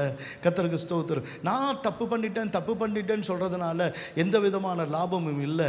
தன் பாவங்களை மறைக்கிறவன் வாழ்வடைய மாட்டான், அதை அறிக்கை செய்து விட்டு விடுகிறவன் இரக்கம் பெறுவான். இரக்கம் பெற்ற பிறகு நான் திரும்பி நான் 40 வருஷத்துக்கு முன்னாடி கொலை பண்ணேன், நான் 40 வருஷத்துக்கு முன்னாடி குடிகாரனாக இருந்தேன் இப்படி சொல்லிட்டு இருக்குல்ல. இன்றைக்கி குடிகாரர்களுக்கு நீ வெளியே வர என்ன ஆலோசனை கொடுக்குற? இன்றைக்கி கொலைகாரர்களுக்கு வெளியே வர என்ன ஆலோசனை கொடுக்குற? இன்றைக்கி வேசிக்கல்லருக்கு வெளியே வர என்ன ஆலோசனை கொடுக்குற? ஒரு பொய்யனுக்கும் பொய்யான எடுகிறவனுக்கும் வெளியே வரக்கு என்ன ஆலோசனை கொடுக்குற? அந்த ஆலோசனை எல்லாம் சட்டமாய் ஒரு நாள் என்ன பண்ணிச்சு? மாறுனுச்சு. ஆமென். அல்லேலூயா. உலகத்தின் சட்ட புத்தகங்கள் அவன்கிட்ட தான் இருந்துச்சு. இன்னும் சொல்லப்போனால் வேத புத்தகத்தின் 5 புத்தகங்கள் அவனுடைய அனுபவமாய் மாறிடுச்சு. ஆமென். உபாகமம் என்கிற புஸ்தகம் ஒரே ஒரு நாள் தொடர்ச்சியாக ஆரம்பித்து தொடர்ந்து மோசே தன்னுடைய காலம் கடந்து போகிறது, கர்த்தர் தன்னை எடுக்க போகிறார் என்பதற்கு முந்தினத்தில் அவன் பேசினது தான் உபாகமம் என்கிற புத்தகம். அதை வாசிச்சு பாருங்க. வாழ்வின் சட்டங்கள் எல்லாம் அவனுடைய வாயிலிருந்து பிறந்தது. தேவனாகிய கர்த்தர் உன் வாழ்க்கையில் எத்தனையோ குறைவுகள் இருந்தாலும் நான் பாவி அப்படின்னு சொல்லிட்டு மனசில் அடிச்சுக்கிட்டு அல்லது நெஞ்சில் அடிச்சுக்கிட்டு அழுதுகிட்டு நான் பாவின்னு சொல்லலை. நீ மனம் திரும்பினியா, மன்னிப்பு பற்றியா, இனிமேல் மனிதனாக வாழ்ந்து காட்டு, இன்னும் அதை ஜெயிச்சு காட்டு என்று சொல்லி மாம்சத்தில் கரைப்பட்டிருக்கிற இந்த வஸ்திரத்தை வெறுத்து தள்ளி ஆண்டவராகிய இயேசு கிறிஸ்துவை அணிந்து நீதியை பிரசங்கிக்கிறவனாய் நான் மாற வேண்டும் என்பதுதான் தேவனுடைய திட்டம் என்று சொல்கிறவர்கள் நல்ல கரங்களை தட்டி கர்த்தரை மகிமைப்படுது. ஹல்லேலூயா. நான் ஒரு நாள் தீமையை நன்மைன்னு சொல்லலை, நான் ஒரு நாளும் பாவம் இல்லைன்னு சொல்லலை. ஆனால் பாவி என்கிற நிலைமையில் இருக்காத, நீ பரிசுத்தவானாய் மாறுங்கிற. துக்கப்பட்டுட்டு இருக்காத, நீ மற்றவங்களை சந்தோஷமாக வாழ வைன்னு சொல்கிறேன். எனவே தேவனாகிய கர்த்தர் சொல்லுகிற அந்த வார்த்தையில் ரொம்ப வித்தியாசம் இருக்குது. தேவனுக்கு மகிமை உண்டாகட்டும். உலகத்தின் பார்வையில் 7வது பிறந்தவன் அல்லது 8வது பிறந்தவன் அப்படின்னு சொல்லி அது ஒருத்தவனை தனியாக ஒதுக்கி வச்சு இவன் எனக்கு பிறந்தவனே இல்லைன்னு ஈசாய் சொல்லி எவ்வளவு கேவலப்படுத்தி எல்லாரும் கவர்மெண்ட் ஜாப்பில் இருக்கும்போது அவன் ஒருத்தவன் இவன் ஆடு மேய்க்கிறவனுக்கு தான் லாய்க்கு அப்படின்னு சொல்லி இன்றைக்கி ஆடு மேய்க்கிறது தான் நல்லது. நான் ஒரு இதில் 100 ஆடு போச்சுன்னா போனால் பழைய எவ்வளோ பெரிய பணக்காரன் போகிறான்டா அப்படின்னு சொல்கிறேன். நான் சொல்கிறேன் இப்போல்லாம் ஆடு ஒரு 100 ஆடு இருந்துச்சுன்னா எவ்வளோ பெரிய பணக்காரன் அப்படின்னு சொல்ல வேண்டிய. 1000 ஆடு இருந்தால் அவன் தான் நம்ம காரைக்காலே பெரிய பணக்காரன். கர்த்தருக்கு ஸ்தோத்திரம். ஆனால் அந்த நாளில் ஆடு மேய்க்கிறது அப்படின்றது சின்ன வயசில் எங்கள் அம்மா என்ன பார்த்து சொன்னதும் உன்னை பார்த்து சொன்னதும் உங்கள் அம்மாவும் அப்பாவும் தெரிஞ்ச ஒரே ஒரு ஜாபு, டேய் இப்படி படிச்சினா உங்களை என்ன சொன்னாங்க? ஓ மாடு மேய்க்க சொன்னாங்களா? ஓ அதனால் நீங்கள் பெரிய ஆள், நீங்கள் அவங்களாம் ஆடு மேய்க்க சொன்னாங்க, உங்களெல்லாம் மாடு மேய்க்க சொன்னாங்க. கர்த்தருக்கு ஸ்தோத்திரம். சரி, அப்படி இருந்த நம்மை அப்படி தான் நினச்சாங்க. ஆனால் கர்த்தருக்கு ஸ்தோத்திரம், அவன் ஆடு மேய்த்து அவனும் 30 வயதில் தான் என்ன பண்ணான்? அபிஷேகம் பெற்று வரான். கர்த்தருக்கு ஸ்தோத்திரம். ஆனால் அப்படிப்பட்டதாய் அவன் கடந்து வரும்போது அவன் ராஜ்யத்தை நிர்வகிக்கிற ஒரு நிர்வாகியாய் மாறுகிறான். தேவனுடைய ஆலயத்தை கட்டுவதற்கான வரையறைகளை எல்லாவற்றையும் திட்டமிட்டு ஒரு பக்கத்தில் ஆசாரியனாகவும் இன்னொரு பக்கம் ராஜாவாகவும் வாழ்ந்து காட்டினவன் இந்த தாவீது தான். எத்தனை பேர் ஆமேன்னு சொல்கிறது? உலகத்தின் பார்வையில் உன்னை ஆட்டு இடையனாக உலகம் உன்னை நினைக்கலாம். ஆனால் உனக்குள் இருக்கிற ராஜ மேன்மையை கர்த்தர் ஒரு நாள் வெளியே கொண்டு வருவார். ஆசாரியத்தின் மகிமையை ஆசாரிய ராஜ்யமாய் உன்னை மாற்றி காட்டுவார். எத்தனை பேர் ஆமேன்னு சொல்கிறவங்க? அல்லேலூயா. கை வலிக்குதுண்ணே, வலிக்கும். சரி, கர்த்தருக்கு மகிமை உண்டாகட்டும். கொஞ்சம் நல்லா கவனிங்க. படிக்காதவனாக இருந்தும் படித்தவன் தான் புத்திசாலி. ஆண்டோட கிருபையில் எனக்கு தெரிஞ்ச வரைக்கும் நல்லா எனக்கு நான் படிக்காதவன்னா ஒரே ஒரு கிளாஸ் கூட நான் ரொம்ப ஆசைப்பட்ட சின்ன வயசில் இங்கிலீஷ் மீடியம் படிக்கணும். எங்கள் அம்மாட்ட அழுதேன் நான். எங்கள் அம்மா அப்போ தையல் தைச்சி தான் எனக்கு ஒரு 50 ரூபா ஃபீஸ் கட்டுவாங்க. அது ஹாஸ்டல் ஃபீஸ். நான் அவ்வளோதான். என்னால் ஒரே ஒரு கிளாஸ் கூட, ஒரே ஒரு நாள் கிளாஸ் கூட இங்கிலீஷ் மீடியம் படிக்கலை. அதனால் படிக்காதவன் என்று தேவன் யாரையும் தள்ளவும் இல்லை, படிக்காதவன் என்று யாரையும் தள்ளவும் இல்லை. ஆனால் ஆண்டவராகிய கர்த்தருடைய விருப்பம் என்ன அப்படின்னு சொன்னால், இவர் கல்லாதவனாக இருந்தும் வேத எழுத்துக்களை எப்படி சொல்கிறாரு அப்படின்னு ஆச்சரியப்படத்தக்கதாக இயேசுனுடைய வளர்ப்பு இருந்தது. அல்லேலூயா. கர்த்தருக்கு ஸ்தோத்திரம். இன்னைக்கு உலகத்திலேயே படித்தவர்கள் யாருன்னா அவருடைய வார்த்தையை படித்தவர்கள் தான். எத்தனை பேர் ஆமேன்னு சொல்கிறவங்க? அல்லேலூயா. உலகத்துக்கே படிப்பு தந்தது அந்த இயேசு தான். உலகத்துக்கே படிப்பு தந்தது அந்த இயேசு தான். தேவ பிள்ளைய நீ படிக்கலை அப்படின்னு நினைக்காத. கர்த்தருக்கு ஸ்தோத்திரம். அவரை படிச்சுக்கோ, உன்னை படித்தவனா மாற்றுவார். அவரை படித்தவனை கர்த்தர் என்ன பண்ணுவார்? ஆசீர்வதிப்பார். நான் அமெரிக்காவில் முதல்ல போகும்போது எனக்கு சமயத்தில் இதெல்லாம் சட்டத்தில் புரியவே புரியாது. நான் இதெல்லாம் கவலையும் படுறதும் இல்லை. ஒரு யூகேலலாம் போனேன்னா அந்த இங்கிலீஷை புரியவே புரியாது. லண்டனில் போகிறேன், ஒரு சின்ன ஐபேடு ஒன்று வாங்குறதுக்காக போகிறேன். ஐபாடுன்னு வாங்க, அதை காதில் கேட்குறதுக்கு. அது பிறகு ஒரு கேட்டுட்டு போய் கேட்குறக்கே ஒரு பயம்தான், அது பேசுறது புரியாது. அங்கே ஒரு பொம்பளை பிள்ளை, சின்ன பிள்ளை தான் நின்றுச்சு. அது பாட்டு சொன்னேன், அதுக்கிட்ட கேட்குறேன், என்ன வேலை இது, இங்கே இருக்கா, இது என்னன்னு கேட்குறேன். கேட்டோன்னா அது பாட்டுக்கு என்ன மாதிரி இதை காட்டுச்சு, அது காட்டுச்சு, அது பாட்டுக்கு இங்கிலீஷில் தாட்டு புட்டு கிட்டுக்கிட்டுன்னு சொல்லிகிட்டே இருந்துச்சு. எனக்கு ஒன்றும் புரியல. நான் சொன்னேன், கேன் யூ ஸ்பீக் ஸ்லோலி அப்படின்னு கேட்டேன். அது பாட்டுக்கு அடுத்தது இதை விட ஸ்பீடாக என்ன பண்ணிச்சு, அடைச்சி போடி, உனக்கு தான் பேச தெரியும் நினச்சிக்கிட்டேன். எனக்கு என்ன தெரியும், ஏன்னா உன்ட்ட வாங்குறதுக்கு வந்தது எந்த தெரிய தப்பு, உனக்கு இங்கிலீஷ் பேச தெரிஞ்சால் எனக்கு தமிழ் பேச தெரியும் சத்தமாக பேசினேன். கடையில் இருக்கிற அத்தனை பேரும் என் பக்கம் திரும்பிட்டான். அதுக்கு மேலே இருந்தால் ஏதாவது உழுன்னு முடியுன்றேன். நம்ம இங்கிலீஷ் அப்படி தான். அதுவே அமெரிக்காவுக்கு போகிறேன், கர்த்தருக்கு கிருபை இல்லை. 20 நிமிஷம் கொடுத்தாங்களோ அது எனக்கு தெரியாது. நான் பாட்டு பேசுகிறேன். ஒரு நிறையா பேர் இல்லை, ஒரு 70-80 பேர் வெள்ளைக்காரங்க உட்காந்து, பெரிய பெரிய ஆளுங்க உட்காந்துருக்கேன். 70-80 பேர் தான் உட்காந்து. நான் ஒன்றும் பொய்யெல்லாம் சொல்ல விரும்பலை. ஒரு 70-80 பேர் எல்லாம் கை தட்டிகிட்டே இருக்கேன். நம்ம தான் கை தட்டினா போதுமே, நம்ம பாட்டு பேசுமே. 40 நிமிஷம் வேலை பேசிட்டேன். இல்லை வி வில் ஹியர் டுமாரோ அப்படின்ட்டாங்க. அப்போ தான் தெரியும், 40 நிமிஷம் பேசிட்டேன். அந்த அம்மா லாரா, அந்த அம்மா சரி சாரா, அந்த அம்மா பேர். அது ஓடி வந்து சொல்லுது, எந்த இந்திய பாஸ்டருக்கும் இவ்வளோ காணிக்க கொடுத்ததில்லை, நாங்கள் ஒரு $200 தான் கொடுப்போம். இப்போ என்ன வந்திருக்கு, $2800 வந்திருக்கு, வச்சுக்க அப்படின்ட்டேன். அல்லேலூயா. நம்ம பேசின இங்கிலீஷு, அல்லேலூயா, கர்த்தருக்கு ஸ்தோத்திரம். அது ஞானம்தான், கர்த்தருடைய ஞானம்தான். கர்த்தருக்கு ஸ்தோத்திரம். உன்னை உயர்த்தணும்னு தேவன் தீர்மானிச்சிட்டான்னா எந்த இடத்துல நீ தலை நிமிர வைப்பார், எல்லா உயரங்களையும் உன்னை நடக்க வைப்பார். கர்த்தருக்கு ஸ்தோத்திரம். அல்லேலூயா, அல்லேலூயா, அல்லேலூயா. கர்த்தருக்கு ஸ்தோத்திரம். சாலமோனை யாருக்கு தெரியும்? சாலமோனை யாருக்கு தெரியும்? ஒரு நாள் திடீர்னு உயர்த்தி கொண்டு வந்தார் ஆண்டவர். அதே போல் உன்னை ஒரு நாள் உயர்த்துவதற்கு அவர் நல்லவராக இருக்கிறார். நான் ஒரு 2 பாயிண்ட், எனக்கு டைம் இல்லாதனால ரொம்ப முக்கியமான 2 பாயிண்ட்டை மட்டும், ஒரே ஒரு பாயிண்ட்டை மட்டும் நான் உங்கள் கையில் கொடுக்கணும்னு, உங்கள் கையில் நான் கொடுக்கணும்னு விரும்புகிறேன். கர்த்தருக்கு ஸ்தோத்திரம். இவங்க ஜெயிக்கிறவங்க, எப்படி ஜெயிக்கிறவங்க? வெளிப்படுத்தின விசேஷம் 17-14 உங்களையும் என்னையும் ஆண்டவர் ஜெயிக்கிறதுக்காக வச்சுருந்தார், ஜெயிக்கிறதுக்காகத்தான் வைத்திருக்கிறார். வெளிப்படுத்தல் 17-14 இவர்கள் ஆட்டுக்குட்டியானவருடனே யுத்தம் பண்ணுவார்கள். இவர்கள் ஆட்டுக்குட்டியானவுடனே யுத்தம் பண்ணுவார். ஆட்டுக்குட்டியானவர் கர்த்தாதி கர்த்தரும் ராஜாதி ராஜாவுமாய் இருக்கிறபடியால் அவர்களை ஜெயிப்பார். அவரோடு கூட இருக்கிறவர்கள் அழைக்கப்பட்டவர்களும் தெரிந்து கொள்ளப்பட்டவர்களும் உண்மையுள்ளவருமாய் இருக்கிறார். யார் ஜெயிக்கிறவர்கள்? அவரோடு கூட இருக்கிறவர்கள். எவ்வளோ அழகான வார்த்தை தெரியுமா? நீ கர்த்தரோடு இருந்தால் கர்த்தர் உன்னோடு இருப்பார். ஆமென். அதிகாலையில் கர்த்தரை தேடினா உலகமும் உன்னை தேடும். ஆமென். அல்லேலூயா. 12 மணிக்கு வந்து சேர்ந்தேன். காலையில் 3 மணிக்கு மேலே தூக்கம், டக்குன்னு எழுந்திரிச்சு பார்க்குறோம், ஒரு டைம் ஆயிடுச்சான்னு. அப்போது நான் எழுந்திரிக்கிற 3 மணி தான். ஒன்று தான் நம்ம வாழ்க்கையில் ஸ்பெஷாலிட்டி, அதிகாலையில் அவரை தேடுற, அவ்வளோதான். வேறு ஒரு நாலேஜும் நமக்கு தேவையில்லை, வேறு எதுவும் தேவையில்லை. எல்லாம் கர்த்தர் என்ன பண்ணுறாரு? நடத்துகிறாரு, குறைவில்லாமல் நடத்துகிறார். எங்கள் அக்கா நேற்று, எங்கள் அக்காவுடைய பர்த்டே, 70th பர்த்டே, எல்லாரையும் கட்டி பிடிச்சி எல்லாரையும் பண்ணிட்டு வந்து கடைசியில் என்ன கட்டி பிடிக்க வந்துச்சு. அவனை பார்த்தாலே எனக்கு ஒரு பயம். இவன் பாஸ்டர்ல இவனை பார்த்தாலே எனக்கு என்ன அறியாமல் ஒரு ரெவரன்ஸ்னால் மரியாதை வந்துடும். அவனை மட்டும் நான் ரொம்ப கொஞ்சம் தூரத்தில் வச்சு தான் அழகு பார்ப்பேன், மேன்மை பார்ப்பேன். கர்த்தருக்கு ஸ்தோத்திரம். உன்னை தொடுறதுக்கு கூட மற்றவங்களுக்கு என்ன இருக்கும்? ஒரு பயம் இருக்கும். பக்கத்தில் வர்றது கூட உனக்கு என்ன இருக்கும்? ஒரு பயம் இருக்கும். ஏன்னா அது தேவன் கொடுக்குற மரியாதை. உனக்கு தேவன் உனக்கு கொடுக்குற மக்கள் மரியாதை தேடுறாங்க. அதனால தான் அதிகாலையில் தேடுகிறவன் என்ன பண்ணுவான்? ஐஸ்வர்யத்தையும் கனத்தையும் நிலையான பொருளையும் நீதியும் கர்த்தர் கொடுப்பார்.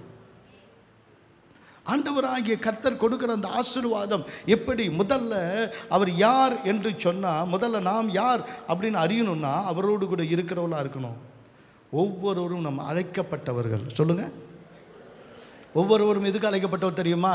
கர்த்தருக்கு ஸ்தோத்திரம். சொல்லுங்கள், எதுக்கு அழைக்கப்பட்டவங்க? சாப்பிட்டு போகிறக்க. கல்யாண பத்திரிக்கை கொடுக்கறது எதுக்குன்னா என்னது? சாப்பிட்றவர். ஆனால் விசுவாசிக்கு அழைப்பு என்ன தெரியுமா? என் நாமத்தினாலே பிசாசுகளை துரத்துவார், வியாதிசமல் கைகளை வைப்பார், அப்பொழுது அவர்கள் சொஸ்தமாவார்கள். இந்த உலகத்தில் இருக்கிற ஒவ்வொரு மனிதனுக்கும் சகல ஜாதிகளுக்கும் சுவிசேஷத்தை அறிவிக்கிறவர். ஆமென். அல்லேலூயா. சமயம் வாய்த்தாலும் வாய்க்காவிட்டாலும் திருவசனத்தை ஜாக்கிரதையாய் பிரசங்கி. எனக்கு அழைப்பு இல்லைன்னே சொல்லவே சொல்லாத. எல்லாரும் அழைக்கப்பட்டவங்க தான். ஆண்டவர் அழைச்சது தம்முடைய பின்னாடி வர சொல்லி. கர்த்தருக்கு ஸ்தோத்திரம். நீ என்னைக்கெல்லாம் இன்னொருத்தவங்களுக்கு சுவிசேஷம் சொல்லணும்னு நினைக்கிறியோ, என்னைக்காவது ஒருத்தவங்க வீட்டுக்கு போய் இன்னைக்கு ஆண்டவரை பற்றி சொல்லணும் அப்படின்னு சொல்லி ஏதாவது உனக்குள்ள மனசில் வந்துச்சுன்னா தைரியமாக போ, பேசு. கர்த்தருக்கு தைரியமாக போ, பேசு. இங்கே பெரிய அண்ணன் ஃபுல்லாக ஜபமாலை போட்டுட்ருக்கிறவர் தான். அதனால என்னை ஜெபிக்க சொல்லுவார். நான் விட மாட்டேன். ஆண்டோடைய சத்தியத்தை தெளிவாக என்ன பண்ணுவேன், சொல்லுவேன். யார் கேட்டாலும் கேட்கலன்னாலும் கர்த்தருக்கு ஸ்தோத்திரம். தேவனாகிய கர்த்தர் சுவிசேஷத்தை பிரசங்கிக்கவன் அழைச்சார். உலகத்தில் யார் படித்தவன், யார் மேன்மை இல்லவன்னா, யார் இயேசுவை பற்றி உலகத்துக்கு சொல்கிறானோ அவன் தான் மேன்மையானவன், அவன் தான் சுவிசேஷகன், அவன் தான் ஆசீர்வதிக்கப்பட்டவன். அல்லேலூயா. கர்த்தருக்கு ஸ்தோத்திரம்.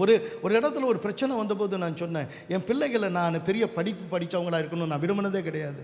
அரசியல்வாதிங்க அரசியல்வாதியாக இருக்கணும்னு நினைக்கிறான், டாக்டர் வீட்டில் டாக்டராக இருக்கணும்னு நினைக்கிறான். அல்லது ஒவ்வொருத்தனும் தன்னை விட தன் பிள்ளைங்க நல்லா இருக்கணும்னு நினைக்கிறாங்க. ஆனால் நான் சின்ன வயசுலேருந்து என் பிள்ளைகளுக்கு ஊட்டி வளர்த்தது, என் பிள்ளைங்க தலைமையில் கை வச்சு ஜெயிச்சதெல்லாம் அவங்க ஒரு நாள் ஊழியக்காரங்களாக மாறணுன்று. எத்தனை பேர் ஆமேன்றவங்க? அல்லேலூயா.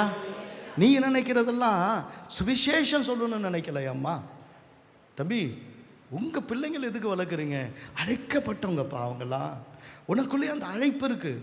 ஆண்டவர் சுவிசேஷத்தை பிரசங்கியாது இருந்தால் உனக்கு ஐயோவும் சேர்ந்து தான் இருக்குது. அல்லேலூயா. எனக்கு தெரியாதுன்னு சொல்கிறதுக்கு யாருமே இல்லை, யாருமே எனக்கு இல்லை. இந்த சபையை விட உனக்கு வேறு எந்த சபையில் போனால் இவ்வளோ சொல்லிக் கொடுப்பாங்க. சில இடத்துல இப்போ பாண்டிச்சேரிக்கு போனால் நான் சொல்கிறேன், பேசுகிறேன். நான் எந்த இடத்துக்கு போனாலும் பேசுகிறேன். நான் பேசுகிறத இது வரைக்கும் நீ கேட்டதில்லை. தைரியமாக இருந்தால் நான் பேசின பிறகு இதெல்லாம் நான் கேட்டிருக்கிறேன்னு சொல்லுங்கள், நான் திருத்திக்கிறேன். சமயத்தில் என்னால் சொல்ல முடியுது. சில ஆழமான சில காரியங்கள் இதுவரைக்கும் யாரும் கேட்காதது அப்படின்னு சொல்லக்கூடிய அளவில் கர்த்தர் எனக்கு ஒரு ரிசர்ச்சை கொடுத்துருக்கிறாரு. தெரிந்து கொள்ளப்பட்டவன் நான், ஆனால் நீ அழைக்கப்பட்டவன், நீ அழைக்கப்பட்டவன். ஆனால் உன்னுடைய வாழ்க்கையில் உண்மையுள்ளவர்களாக இருக்கிறவர்கள் தான் வெற்றி அடைவாங்கன்னு எழுதியிருக்கிறார். உனக்கு கொஞ்சத்தில் உண்மையாயிரு, கொஞ்சத்தில் உண்மையாயிரு. உன்னுடைய பிள்ளைகள் இடத்துல உண்மையாயிரு, உன் மனைவியின் இடத்துல உண்மையாயிரு, உன்னுடைய வருமானத்தில் உண்மையாயிரு, சபையில் உண்மையாயிரு. கர்த்தருக்கு ஸ்தோத்திரம். நான் இன்னைக்கு ஒவ்வொரு நாளும் நல்லா சாப்பிட்டேனா அப்படி கேட்காத.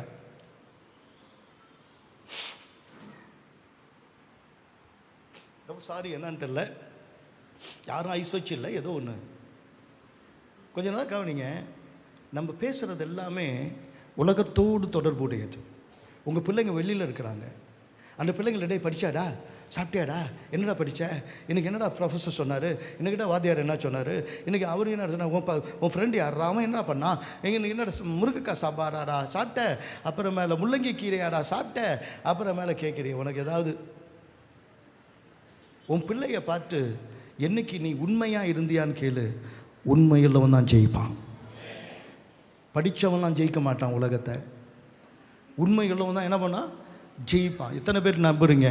அல்லேலூயா. கர்த்தருக்கு ஸ்தோத்திரம். அதனால தான் இப்போ தயவு செஞ்சு எல்லாருமே வெளிப்படுத்தல் 12ஆம் அதிகாரத்தை எடுத்துக்கொள்ளுங்க.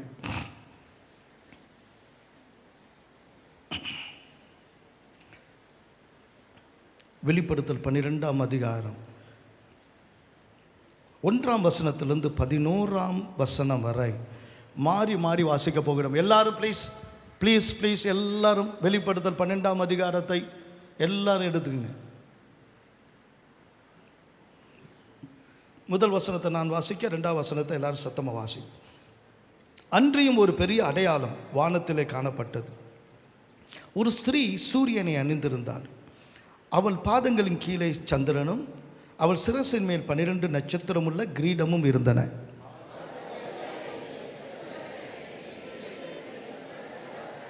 அப்பொழுது வேறொரு அடையாளம் வானத்திலே காணப்பட்டது. 7 தலைகளையும் 10 கொம்புகளையும் தன் தலைகளின் மேல் 7 முடிகளை உடைய சிவப்பான பெரிய வலு சர்ப்பம் இருந்தது.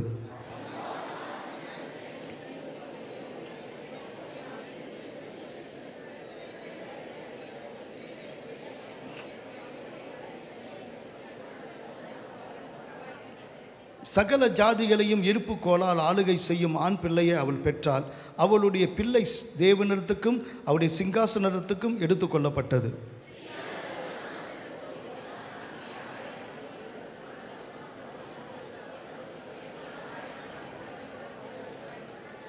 வானத்திலே யுத்தம் உண்டாயிற்று. மிகாவேலும் அவனை சேர்ந்த தூதர்களும் வலு சர்ப்பத்தோடு யுத்தம் பண்ணினார்கள். வலு சர்ப்பம் அதை சேர்ந்த தூதரும் யுத்தம் பண்ணியும் ஜெயம் கொள்ளவில்லை. உலகம் அனைத்தையும் மோசம் போக்குகிற பிசாசு என்னும் சாத்தான் என்றும் சொல்லப்பட்ட பழைய பாம்பாகிய பெரிய வலு சர்ப்பம் தள்ளப்பட்டது. அது பூமியிலே விழ தள்ளப்பட்டது. அதனோடு கூட அதை சேர்ந்த தூதரும் தள்ளப்பட்டார்கள்.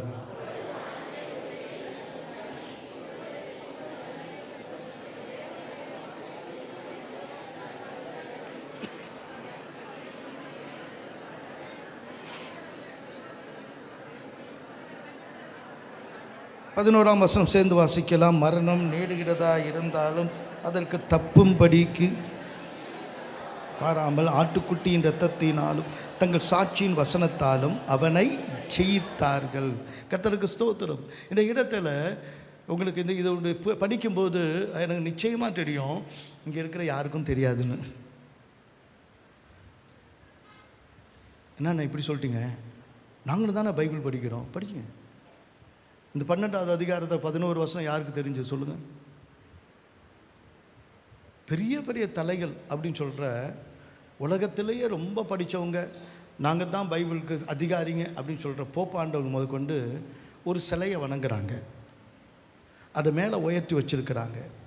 அதுக்கு பேர் தமிழில் மாதான்றாங்க. அது தலையை சுற்றி தான் 12 நட்சத்திரம்.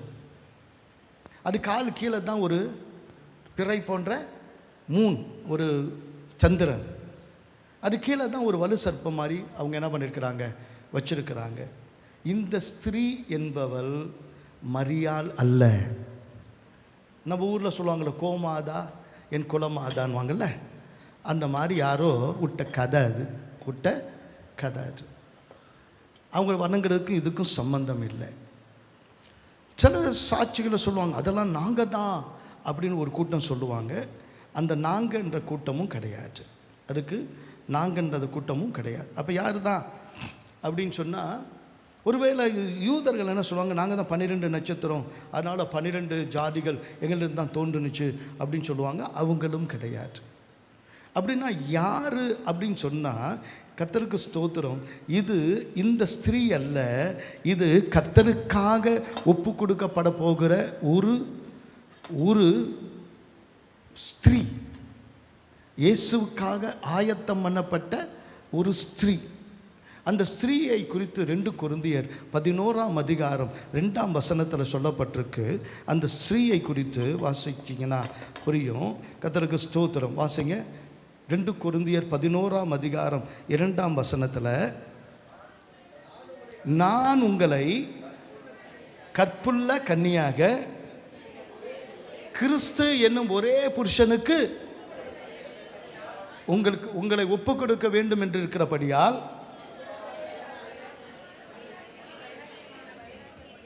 உங்களுக்காக நான் என்ன பண்ணியிருக்கிறேன், தேவ வைராக்கியம் கொண்டிருக்கிறேன். அப்ப முழு திருச்சபையும் உலகத்தில் இருக்கிற யூனிவர்சல் சர்ச் அப்படின்வாங்க.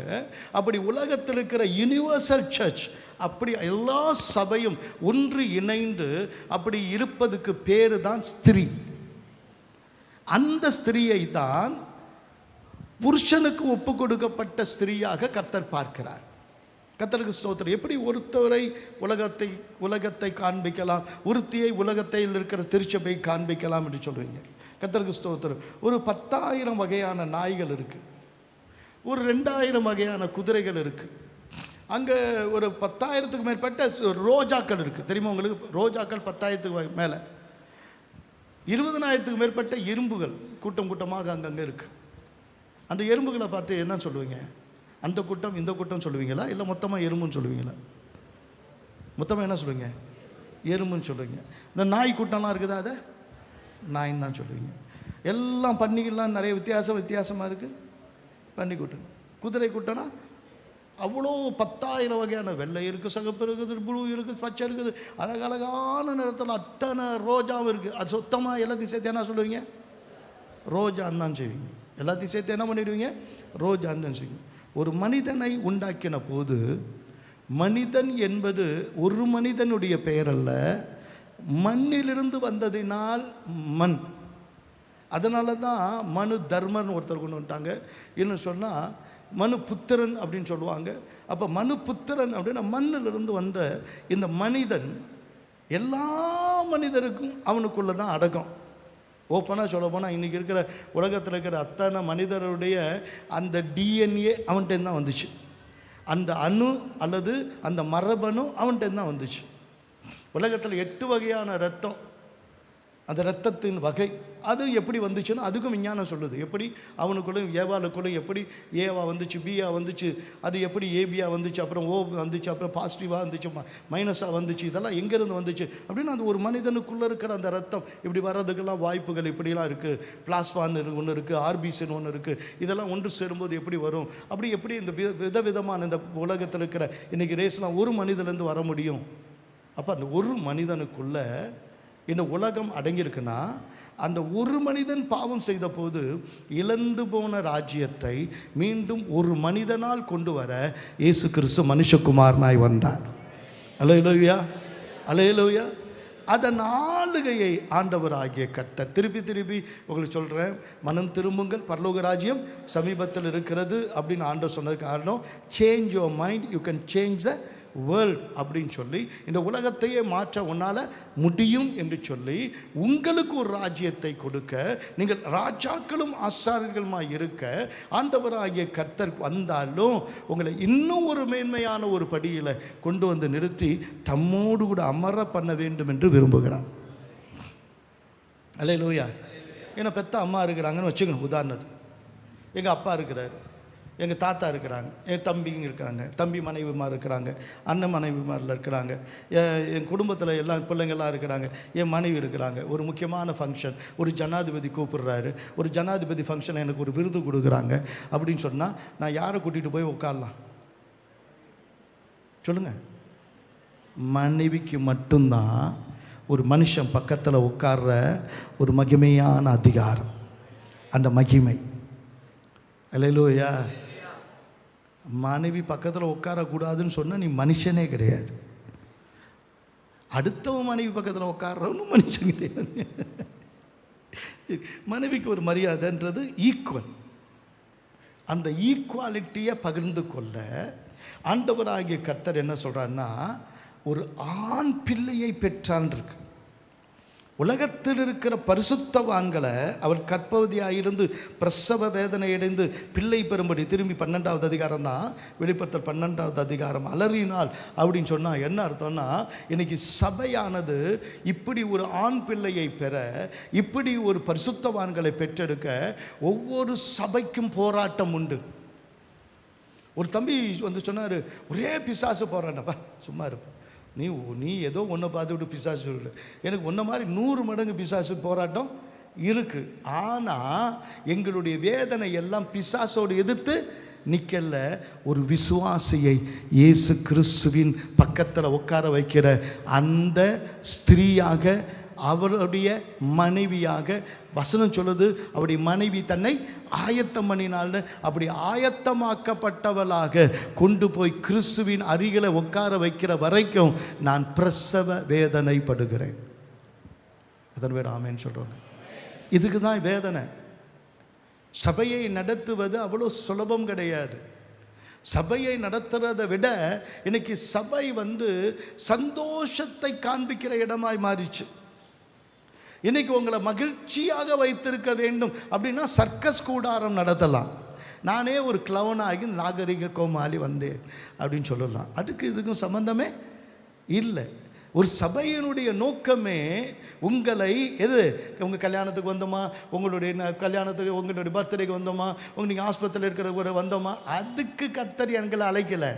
உன்னை பரிசுத்தமான மணவாட்டியாய் இயேசு கிறிஸ்து என்னும் ஒரே மணவாளனுக்கு ஏற்ற மனைவியாய் கொண்டு வந்து நிறுத்துவதற்காகத்தான் கர்த்தர் இந்த வேலையை எங்களுக்கு கொடுத்திருக்கிறார். எத்தனை பேர் ஆமேன்னு சொல்கிறோங்க? அல்லேலூயா. கர்த்தருக்கு ஸ்தோத்திரம் உண்டாகட்டும். ஆனால் அவளுடைய பகா பரிசுத்தவான்களாகிய இன்றைக்கு 1/3 ஆட்களை கொஞ்சம் ஒரு 10 நிமிஷம் எடுத்துக்கிறேன், ரொம்ப முக்கியமானது நான் பேசணும் அப்படின்னு எழுந்திரிச்சு போயிடாதீங்க. கேட்க வருது, யாரும் தைரியம் இருக்குது எழுந்திரிச்சு போகிறதுக்கு? கர்த்தருக்கு ஸ்தோத்திரம். நல்லா கவனிங்க. இன்னைக்கு எப்பேற்பட்ட தெரிந்து கொள்ளப்பட்டவர்களையும் வஞ்சிக்கத்தக்கதான காரியம் நடந்து கொண்டு இருக்கு. எங்களுடைய காலத்தில் அந்த நாள் ஹிப்பிகள்னு ஒரு கூட்டம் இருப்பாங்க. பல்லு விளக்க பார்க்க மாட்டாங்க, போட்ட பேண்ட்டை மாற்ற மாட்டாங்க, அப்படியே எழுந்திரிச்சு அப்படியே போய் அப்படியே சாப்பிட்டு அப்படியே வருவான். அவனுக்கு பேர் ஹிப்பி. தலையெல்லாம் அப்படி முடி வச்சுருப்பான் அந்த காலத்தில். அது ஒரு ஹரேரமா ஹரே கிருஷ்ணான்னு ஒருத்தவங்க ஒரு குரூப் வந்துச்சு. அது உலகமெல்லாம் பரவி இதுதான் அப்படின்னு சொல்லிட்டு ரோடெல்லாம் ஆடுவான் பாடுவான். அதுக்கும் ஒரு இது என்னது, அதுக்கு ஒரு கூட்டம் வந்துச்சு. இப்போ இன்னொரு கூட்டம் வந்து நாங்கள் தான் மீ டூ அப்படின்னு போட்டு நாங்கள் இப்படி இருப்போம், நாங்கள் அப்படி இருப்போம் அப்படின்னு சொல்கிற ஒரு கூட்டம் இன்னைக்கு உலகத்தில் என்ன பண்ணுது, இப்படி இருப்போம் அப்படி இருப்போம். ஆனால் ஒரு ஆணும் ஒரு பெண்ணும் பிள்ளை பெற்றுக்க முடியுமா அப்படின்னு கேட்டால் அதுக்கு பதில் இல்லை. எங்களுக்கு குழந்தையே இல்லை, நாங்களே குழந்தைகள், நாங்கள் குழந்தைகள் மாதிரி இருந்துக்கிறோம் அப்படின்னு போனால் ஷேம் சொல்லிட்டு போங்க. என் பிள்ளைங்களுக்கு கற்றுக் கொடுத்துருக்குறேன். நேற்று இந்த பனியன்னு கொஞ்சம் வெளியில் தெரிஞ்சிடுச்சு, உள்ளே தெரிஞ்சிடுச்சு. அங்கேருந்து கற்றுக்கிட்டே வரா, ஷேம் தாத்தா ஷேம். இங்கே பனியனை இழுத்து விட்டு உங்களுக்கு பனியன் போட தெரியாதான்னு கேட்குறா. ஒரு சின்ன பிள்ளைங்களுக்கு இருக்கிற ஒரு அவமானம் அப்படின்ற ஒரு புத்தி கூட யாருக்கு இல்லை. இப்போ அவுத்து போட்டுட்டு போகிற ஒரு கூட்டம் பெருகிருச்சு. அடுத்த இன்னொரு பக்கம் நீங்கள் பிக் பாஸ்ன்னு ஒன்று ஆரம்பிச்சிருக்கிறான். ஒரு போதைக்கு அடிமையாகிறத விட, ஒரு கைபேசிக்கு அடிமையாகிறத விட பிக் பாஸ் போனீங்கன்னா அதை விட பெரிய கொடுமை என்னென்னா, யார் வேணாலும் என்ன பண்ணலாம், வாழலாம். யார் வேணாலும் வாழலாம். எல்லாருக்கும் ஒரு 100 கேமரா இருக்கும். அவன் பல்லு விளக்காமல், அதாவது இதுதான் நியதி என்று வாழ்கிறவன் தான் மனிதன். அந்த நியதி எல்லாத்தையும் காலையில் பல்லு விளக்கி தான் சாப்பிடணும்னு யார் சொன்னது? பல்லு விளக்காமல் தான் சாப்பிடு. அது பாருங்க. அதில் நடத்துகிறவன் யாருன்னா, கற்றுக் கொடுக்குறவன் யாருன்னா, அதில் ஒருத்தவனுடைய கேரக்டர் மட்டும் போட்டிருந்தாங்க. அவன் என்னன்னா, எரும மாடு வந்து இந்த தர்பூசணியை திங்குது, அதை பிடுங்கி இவன் திங்கிறான். இதுக்கு 5 லட்சம் பேர் லைக் போட்டிருக்கிறாங்க. அவர் தான் அதில் கதாநாயகன். எதில்? பிக் பாஸில். அப்படின்னா எப்படி ஒரு நீதி? ஒருத்தி எப்போதும் 2 பீஸில் தான் அலைவாளாம். எங்கண்ணே காட்ட மாட்டேனே, 2 பீஸில் தான் அலைவாளாம். அவளை தான் கொண்டு போய் அதுக்கு கதாநாயகி.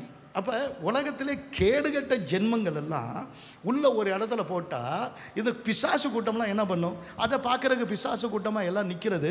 அம்மா சொல்கிறத கேட்காத, அப்பா சொல்கிறத கேட்காத, அதெல்லாம் ஓல்டு, அதெல்லாம் ஓல்டு. அப்பா அந்த காலத்தில் நீ போட்டதெல்லாம் தான் நான் போட்டிருக்கிறேன். நீ வைக்கிற இன்றைக்கி ஸ்டைலு எல்லாம் ஒரு காலத்தில் நான் பண்ணது. நான் புதுசாக பண்ணுறீங்க எல்லாம். திரும்பி பைபிளில் நூதனமானது எதுவுமே, உலகத்தில் நூதனமானது எதுவுமே இல்லைன்னு. எதோ நூதனமானதுன்னு இருக்கிறதெல்லாம் அவுத்துட்டு தெருவில் போய் நாயும் பண்ணியும் மாதிரி வாழ்கிற ஒரு வாழ்க்கையை இன்னைக்கு காட்டுறாங்க. விஜய் டிவியில் வருது, யார் வேணாலும் போய் பாருங்கள். பார்த்துட்டு நாளைக்கு நாய் மூலயமா வராதிங்க. இன்னைக்கு வர காலங்கள் ரொம்ப கொடிதாய் என்ன பண்ணுது, அதாவது தெரிந்து கொள்ளப்பட்ட வஞ்சிக்கத்தக்கதாக 3/1 மடங்கு மக்களை என்ன பண்ணிடுச்சு, அது எல்லாத்தையுமே என்ன பண்ணிடுச்சு, இழுக்குது. அப்படி இழுக்கும்போது ஒரு பிரசவ வேதனை பற்றி ஒரு ஸ்திரீ என்ன சொல்லுது, சபை என்ன சொல்லுது அப்படின்னா, இது காலம் மாறிடுச்சுப்பா, இந்த காலத்தை நீங்கள் கொஞ்சம் தெரிஞ்சு கடைசி காலத்துக்குள்ளே வந்துட்டீங்க அப்படின்னு ஒரு. இப்போ நான் ஆண்டோடைய 2ஆம் வருகை குறித்து அதிகமாக நான் பேசுகிறதில்ல. ஆனால் நான் ஜெகனுடைய செய்தியெல்லாம் கேட்குறேன். அது இப்போ நல்லா ஓப்பனாக என்ன பண்ணுறாரு, இன்றைக்கி கடிஞ்சு பேசுகிறேன். தயவு செஞ்சு பாருங்கள். நான் எந்த ஒரு ஊழியத்துக்கும் தடையாக இல்லை. உண்மையான ஊழியத்தை நான் வரவேற்கிறேன். நானும் உட்காந்து பார்க்குறேன். கர்த்தருக்கு ஸ்தோத்திரம். ஆனால் இன்றைக்கி அப்படியே பட்டர் போட்டு தடவுற ஊழியெல்லாம் சரி வராது. இன்றைக்கி உலகத்தில் மிகப்பெரிய பஞ்சம் என்ன தெரியுமா? தண்ணீர் பஞ்சம் தான் வரப்போகுது. வந்துருச்சு. 1% தண்ணி கூட இன்றைக்கி உலகத்தில் நல்ல தண்ணி இல்லைன்றாங்க. ஏன்னா 50 வருஷத்துக்கு பிறகு குழந்தை பிறக்குமா என்பது ஒரு பெரிய கேள்வி. ஏன்னா நீங்கள் பார்த்தோன்னே உங்களுக்கு பிசிஓடின்னு வாங்க. பிசிஓடினா வேறு ஒன்றும் இல்லை, கர்ப்பப்பையில் என்ன இருக்குது, தண்ணி கட்டியாக இருக்குது. அதனால் கர்ப்பம் என்ன பண்ண, அதெல்லாம் வந்துருச்சு. இப்போ நம்ம சாப்பிட்ற சாப்பாடு எல்லாமே குயிக். எல்லாம் நீ குடிக்கிற இந்த ஃபேண்டா, அது என்னது கோக்கு, அப்புறம் இது பர்கரு, நம்ம பிள்ளைங்களுக்கு பிடிச்சதெல்லாம் KFC, எல்லாமே உடலுக்கு கெடுதி. அது பேரே குப்பை உணவு. அதுக்கு பேர் என்னது? குப்பை உணவு. ஒழுங்காக இட்லி சாப்பிடு, கூழை குடி, நல்ல சிக்கன் வந்து ஒருவேளை நாட்டுக்கோழியாக இருந்தால் உங்கள் வீட்டு கோழியாக இருந்தால் விட்டுரு, அடுத்த வீட்டு கோழியாக இருந்தால் அடித்து சாப்பிடு. நல்ல அதெல்லாம் சாப்பிடு. இதெல்லாம் அதாவது இயற்கையாக ஒரு தாய் வச்சு கொடுக்கறது அல்லது ஒரு தாரம் வச்சு கொடுக்கறது தான் உண்மையான குழம்பு சாப்பாடு. வெளியிலேருந்து வருகிற எல்லாமே அவசர கதியில் சாப்பிட்ற எல்லாமே அவசர உணவு, நீ அவசரமாக போயிடுவேன்னு அர்த்தம். அப்போ இதெல்லாம் வியாதியாக வந்துட்டு இருக்கும்போது இப்போ ஒரு ஓரினை சேர்க்கை, நான் சொல்லிட்டேன் ஏற்கனவே, எல்லாத்த விட இன்றைக்கி மனுஷனை கெடுத்துட்டு கைபேசி. அங்கேருந்து வந்து படுத்து வீட்டில் எல்லாமே சோஃபா, அதில் இந்த சோஃபாவில் இந்த நாய் படுத்திருக்கும், அந்த சோஃபாவில் அந்த நாய் படுத்திருக்கும், அந்த சோஃபாவில் ஒரு நாய் படுத்திருக்கும். எல்லா கையிலும் என்ன இருக்கும்? ஓ சாரி, அது என்னால். அங்கேருந்து திருடம் வருவான், ஏங்க நான் வரலாமா, அது வாங்க. அப்புறம் ஏங்க பீரோ அங்கே இருக்குதா, எனக்கு எவ்வளோ முக்கியமான வேலை இது, சொல்கிறது யாராக இருக்கும்? நான் வந்து சீரியல் பார்க்குறேன் அப்படின்னு. என்ன சொன்னேன்? அவர் போக சொல்லிட்டேன். போ சரி சரி. அவர் என்ன நினச்சிட்டு இருப்பார்? இதை பார்த்துக்கிட்டு ஏதோ ரிப்பேர் இருக்குது அதனால இவர் அனுப்புனார். அவர் பையன் என்ன, இதெல்லாம் கவலையே கிடையாது, இந்த அம்மா அப்பா ஏதாவது என்ன பண்ணிட்டோம் செஞ்சுட்ருக்கு. இவருக்கு அப்படியே பார்த்தா அவ்வளோதான், பார்த்தால் பார்த்து கொண்டே தான் இருப்பார். அப்படியே ஒன்றுமே இல்லை. இப்போல்லாம் சாப்பாடு கூட தேவையில்லை, எல்லாமே.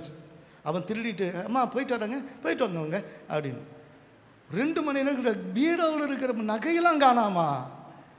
அப்போ யாரோ ஒருத்தர் வந்தார். ஆமாம், யாரோ ஒருத்தர் வந்தார். அவர் முகம் தெரியுமா? தெரியாது. கருப்பா சிவப்பா தெரியாது. அவர் பேர் தெரியுமா? தெரியாது. ஒன்றும் தெரியாமல் இப்படி உள்ளே விட்டேன். என்னமோ வந்தார், என்னமோ வேலை இருக்குன்னு நினச்சிட்டு உள்ளே விட்டேன் அப்படின்னு.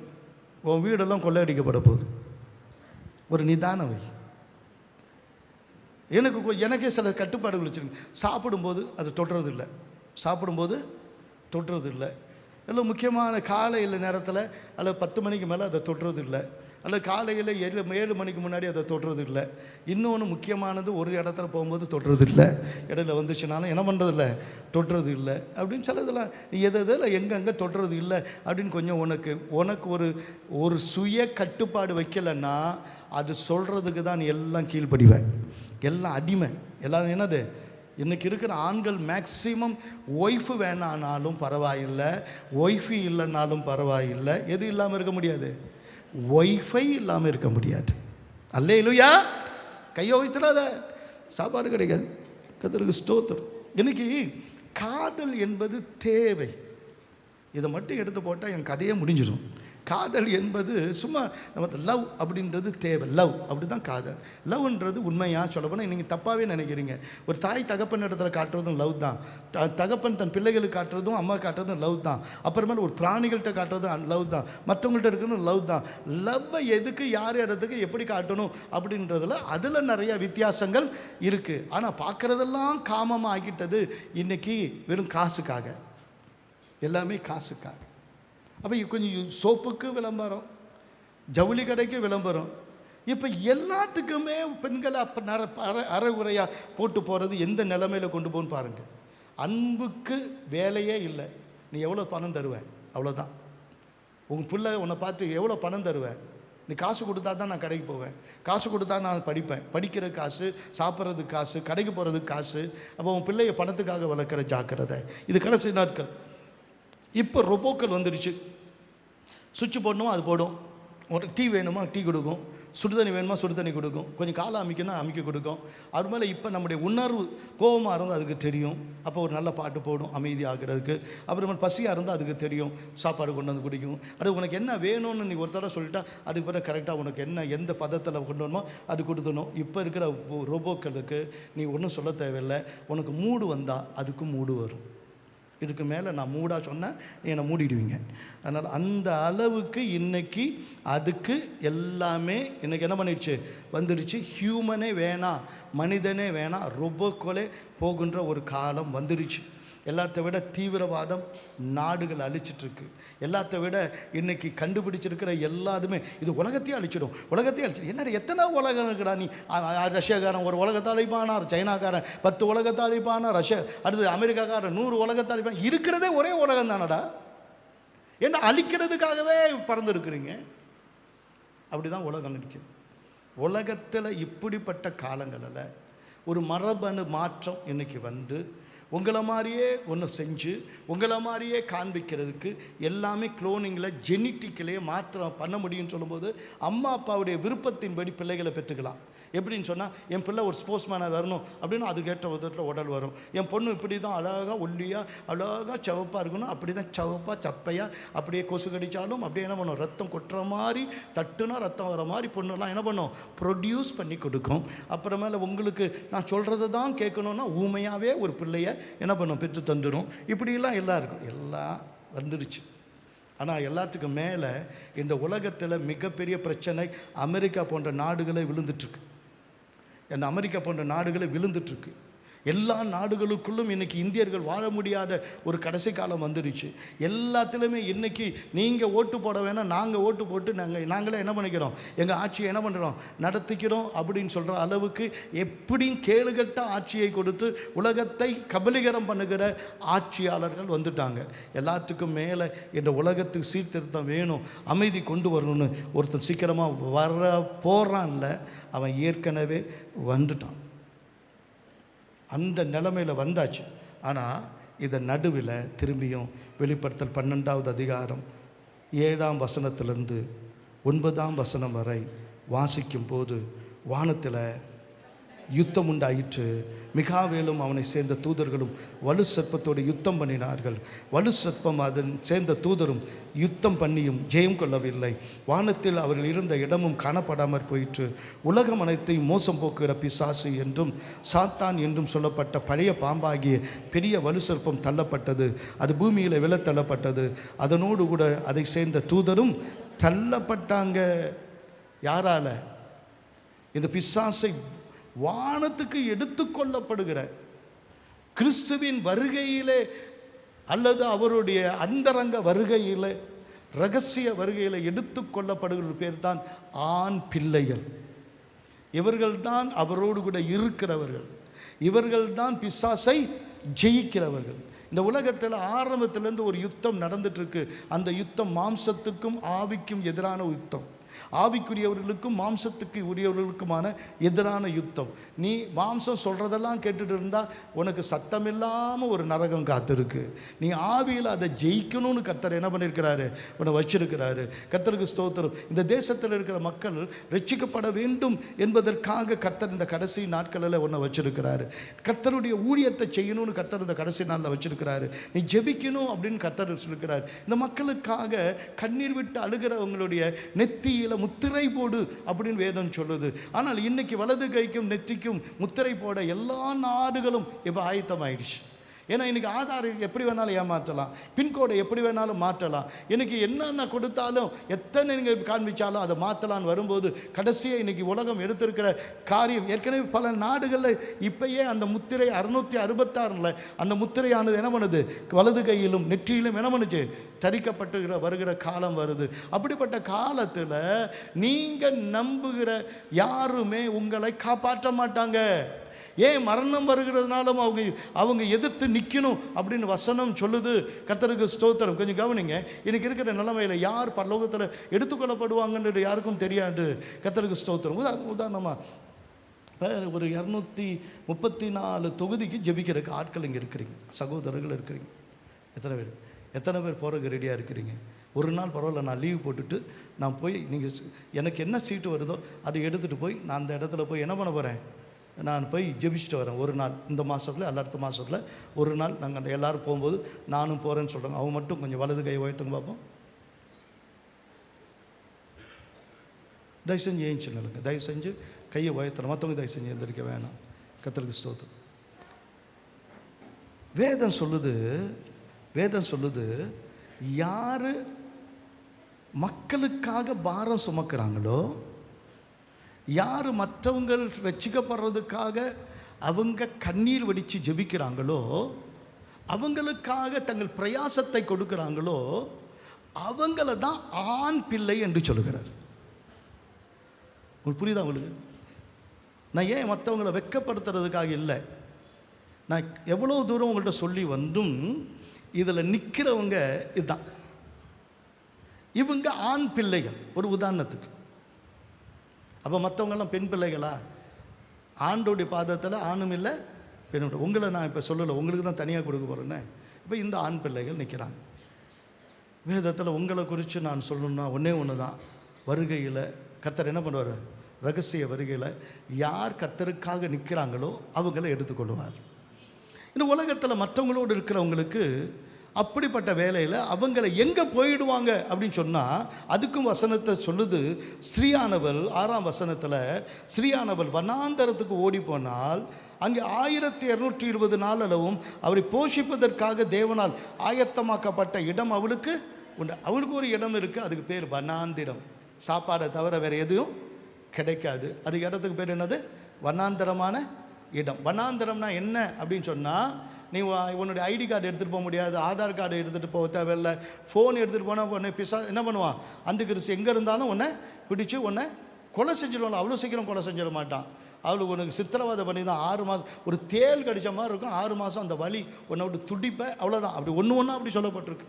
அப்படின்னா அந்த மாதிரி துடிக்கிற இடத்துல போடுவான், வண்ணாந்தரத்தில் கொண்டு போய் விட்டுருவான். ஒன்றும் பிரச்சனை இல்லை. இப்போ அதாவது டைரெக்டாக ஒரு ஆண் மக்கள் மேலே போயிடுவாங்க. டைரெக்டாக இன்டைரக்டாக சொல்ல போனால் உங்களுக்கு வனாந்தரம் யாரும் நான் இப்போ வர முடியாது அப்படின்னு சொன்னால், அப்போ நாங்கள் வனாந்தரத்துக்கு ஓடி போய் தப்பிச்சுக்கோம் அப்படின்னு சொன்னாலும், எனக்கு எந்த பிள்ளையை தூக்கி தலை மேலே வச்சுருக்கிறியோ அந்த பிள்ளை சொல்லுவான், எங்கள் அம்மா தான் அல்லேலியா கோயிலுக்கு போணுச்சு, எவ்வளோ சொன்னாலும் அந்த வின்சென்ட் சொன்னதை தான் கேட்டுச்சு, அந்த எங்கள் அம்மாவை முதல்ல கொண்டு போய் உள்ள ஜெயிலில் போடுன்னு சொல்ல போகிறது. நீ எந்த பிள்ளையை படிக்க வச்சிட்ருக்கிறியோ, பால் கொடுத்தியோ, அந்த பிள்ளைலாம் ஒரு நாள் உன்னை காட்டி கொடுக்க போகுது. வசனம் சொல்லுது, உன் வீட்டாரே உன்னுடைய சத்துரு. என்னென்ன எப்படி சொல்கிறீங்க? எங்கள் அப்பா இல்லாமல் நான் வாழ மாட்டேன்.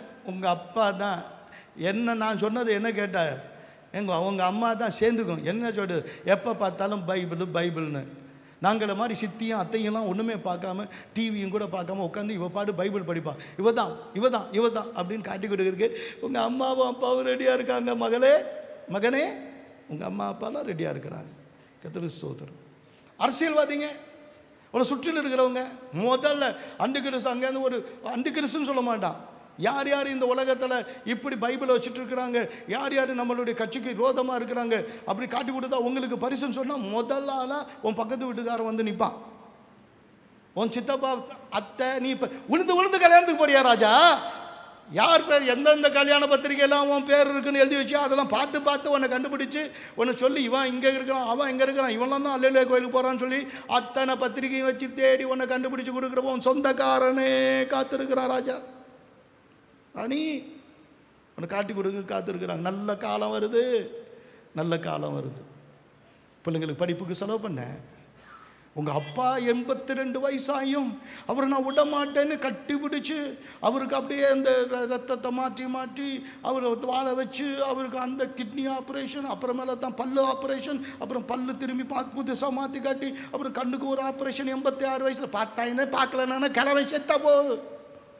எனக்கு அதே கதி தான். விடு, கிழமை செத்தா என்ன, சாப்பிட்டுமே, கர்த்தருக்கு போகட்டுமே, அப்போ தான் கண்ணு ஆப்ரேஷன், கண்ணு பார்க்கணும். எனக்கு வரவங்கலாம் இந்த 86-85 வயசில் வந்து, அண்ணா கண்ணு தெரியல, தெரிஞ்சால் என்ன தெரியல, கண்ணை மூடிட்டு ஜாமன் போ, கண்ணை மூடு சீக்கிரம், எல்லாருக்கும் திருப்தி ஆகிடும்.